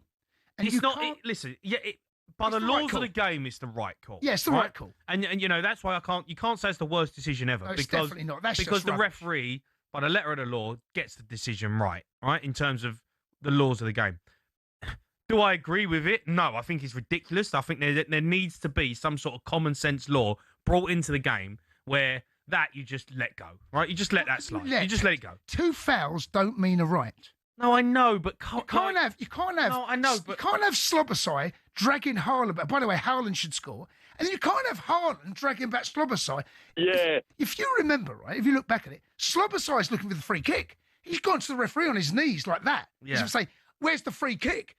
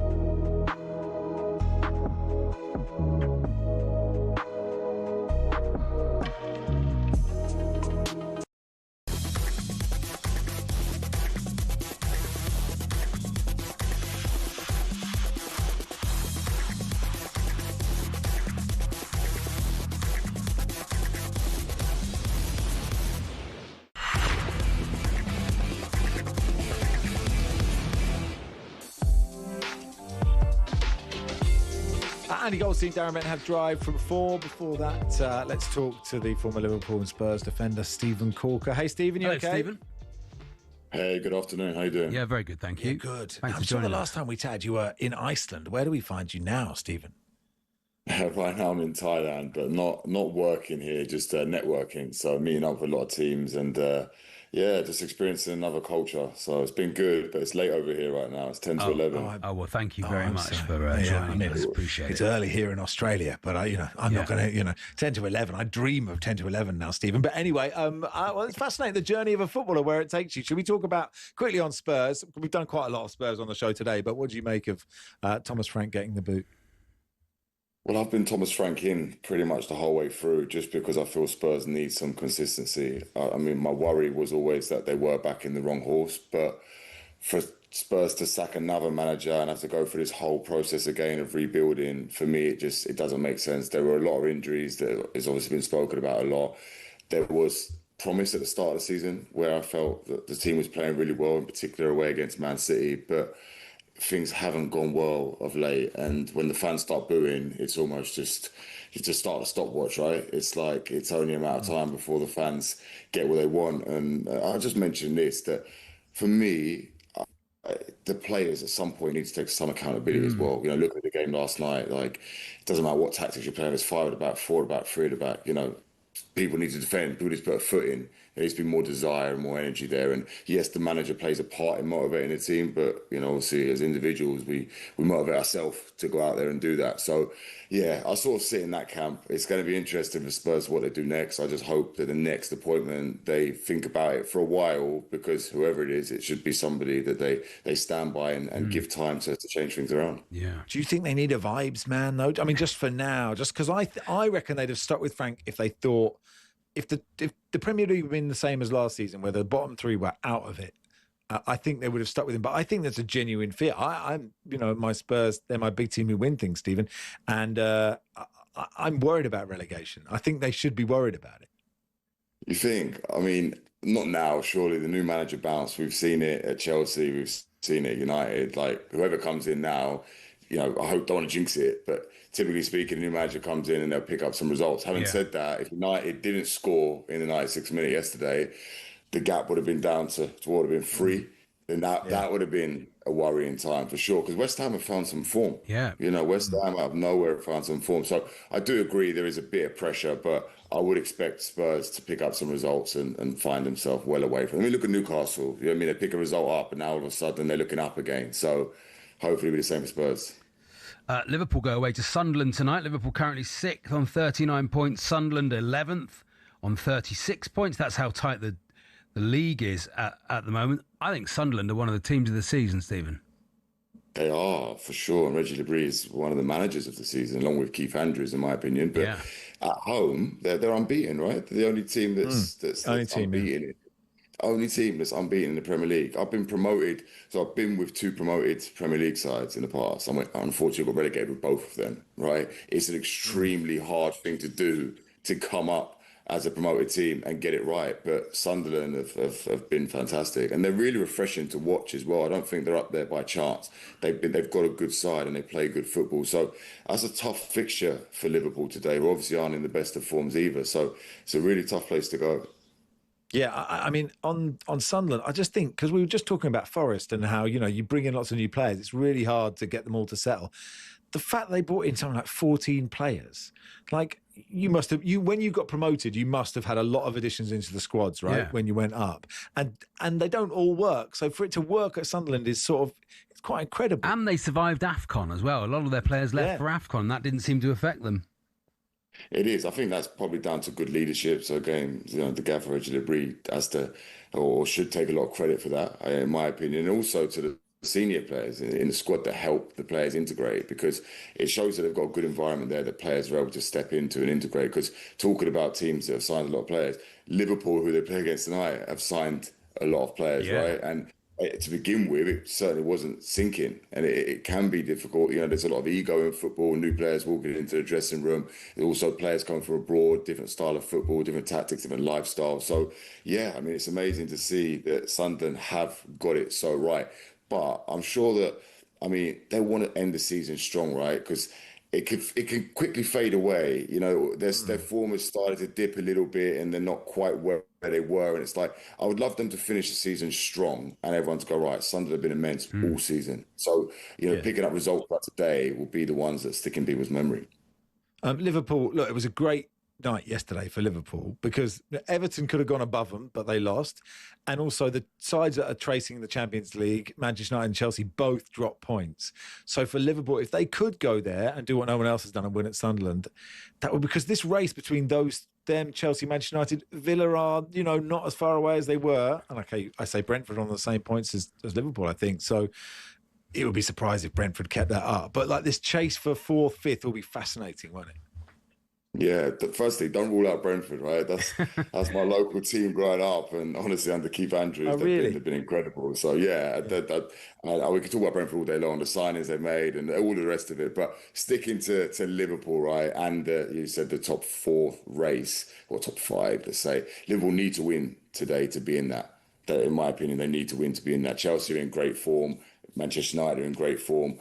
Liverpool need to be there, because they don't want to be letting it go to the end of the season trying to rely on other teams. There's nothing worse when you're looking at the table and you need other teams to lose or draw to help you out. Liverpool want it in their own hands. So, nights like tonight are important, especially after the upset on the weekend where you can see 2 late goals and lose what's one of the biggest games of the Premier League, right? Despite the fact where both teams are this year, it's still one of the biggest games of the Premier League. So it would be a good one for Liverpool to get the pain of the weekend out of the way and go and, start to build some momentum in what's going to be a key race for top 4.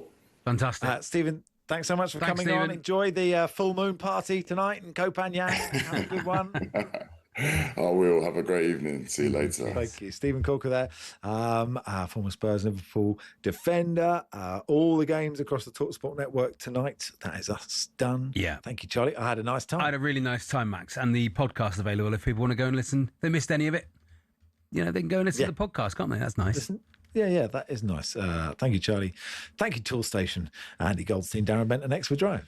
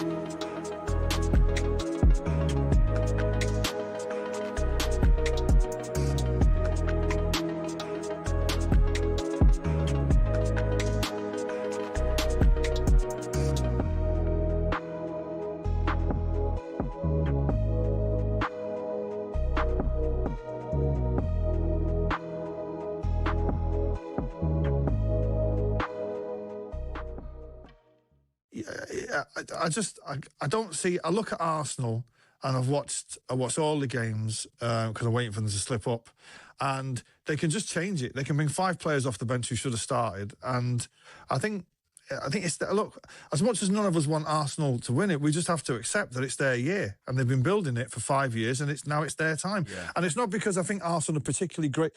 This Arsenal side won't go down as a great Premier League team. They won't even be in the top 10. Right, it's because the chasing pack are not good enough. Chelsea are not ready. Liverpool, and what's happened to them? City, I'm amazed we're second, if I'm being honest. Just going back to, you mentioned the Carabao Cup final. Is that round about the 11th or 12th? That final is before you play them at the Etihad, right? In the league. Well, look, this is the dream scenario. Is we beat Fulham on Wednesday and we get it to 3 points, and somehow Arsenal slip up, and then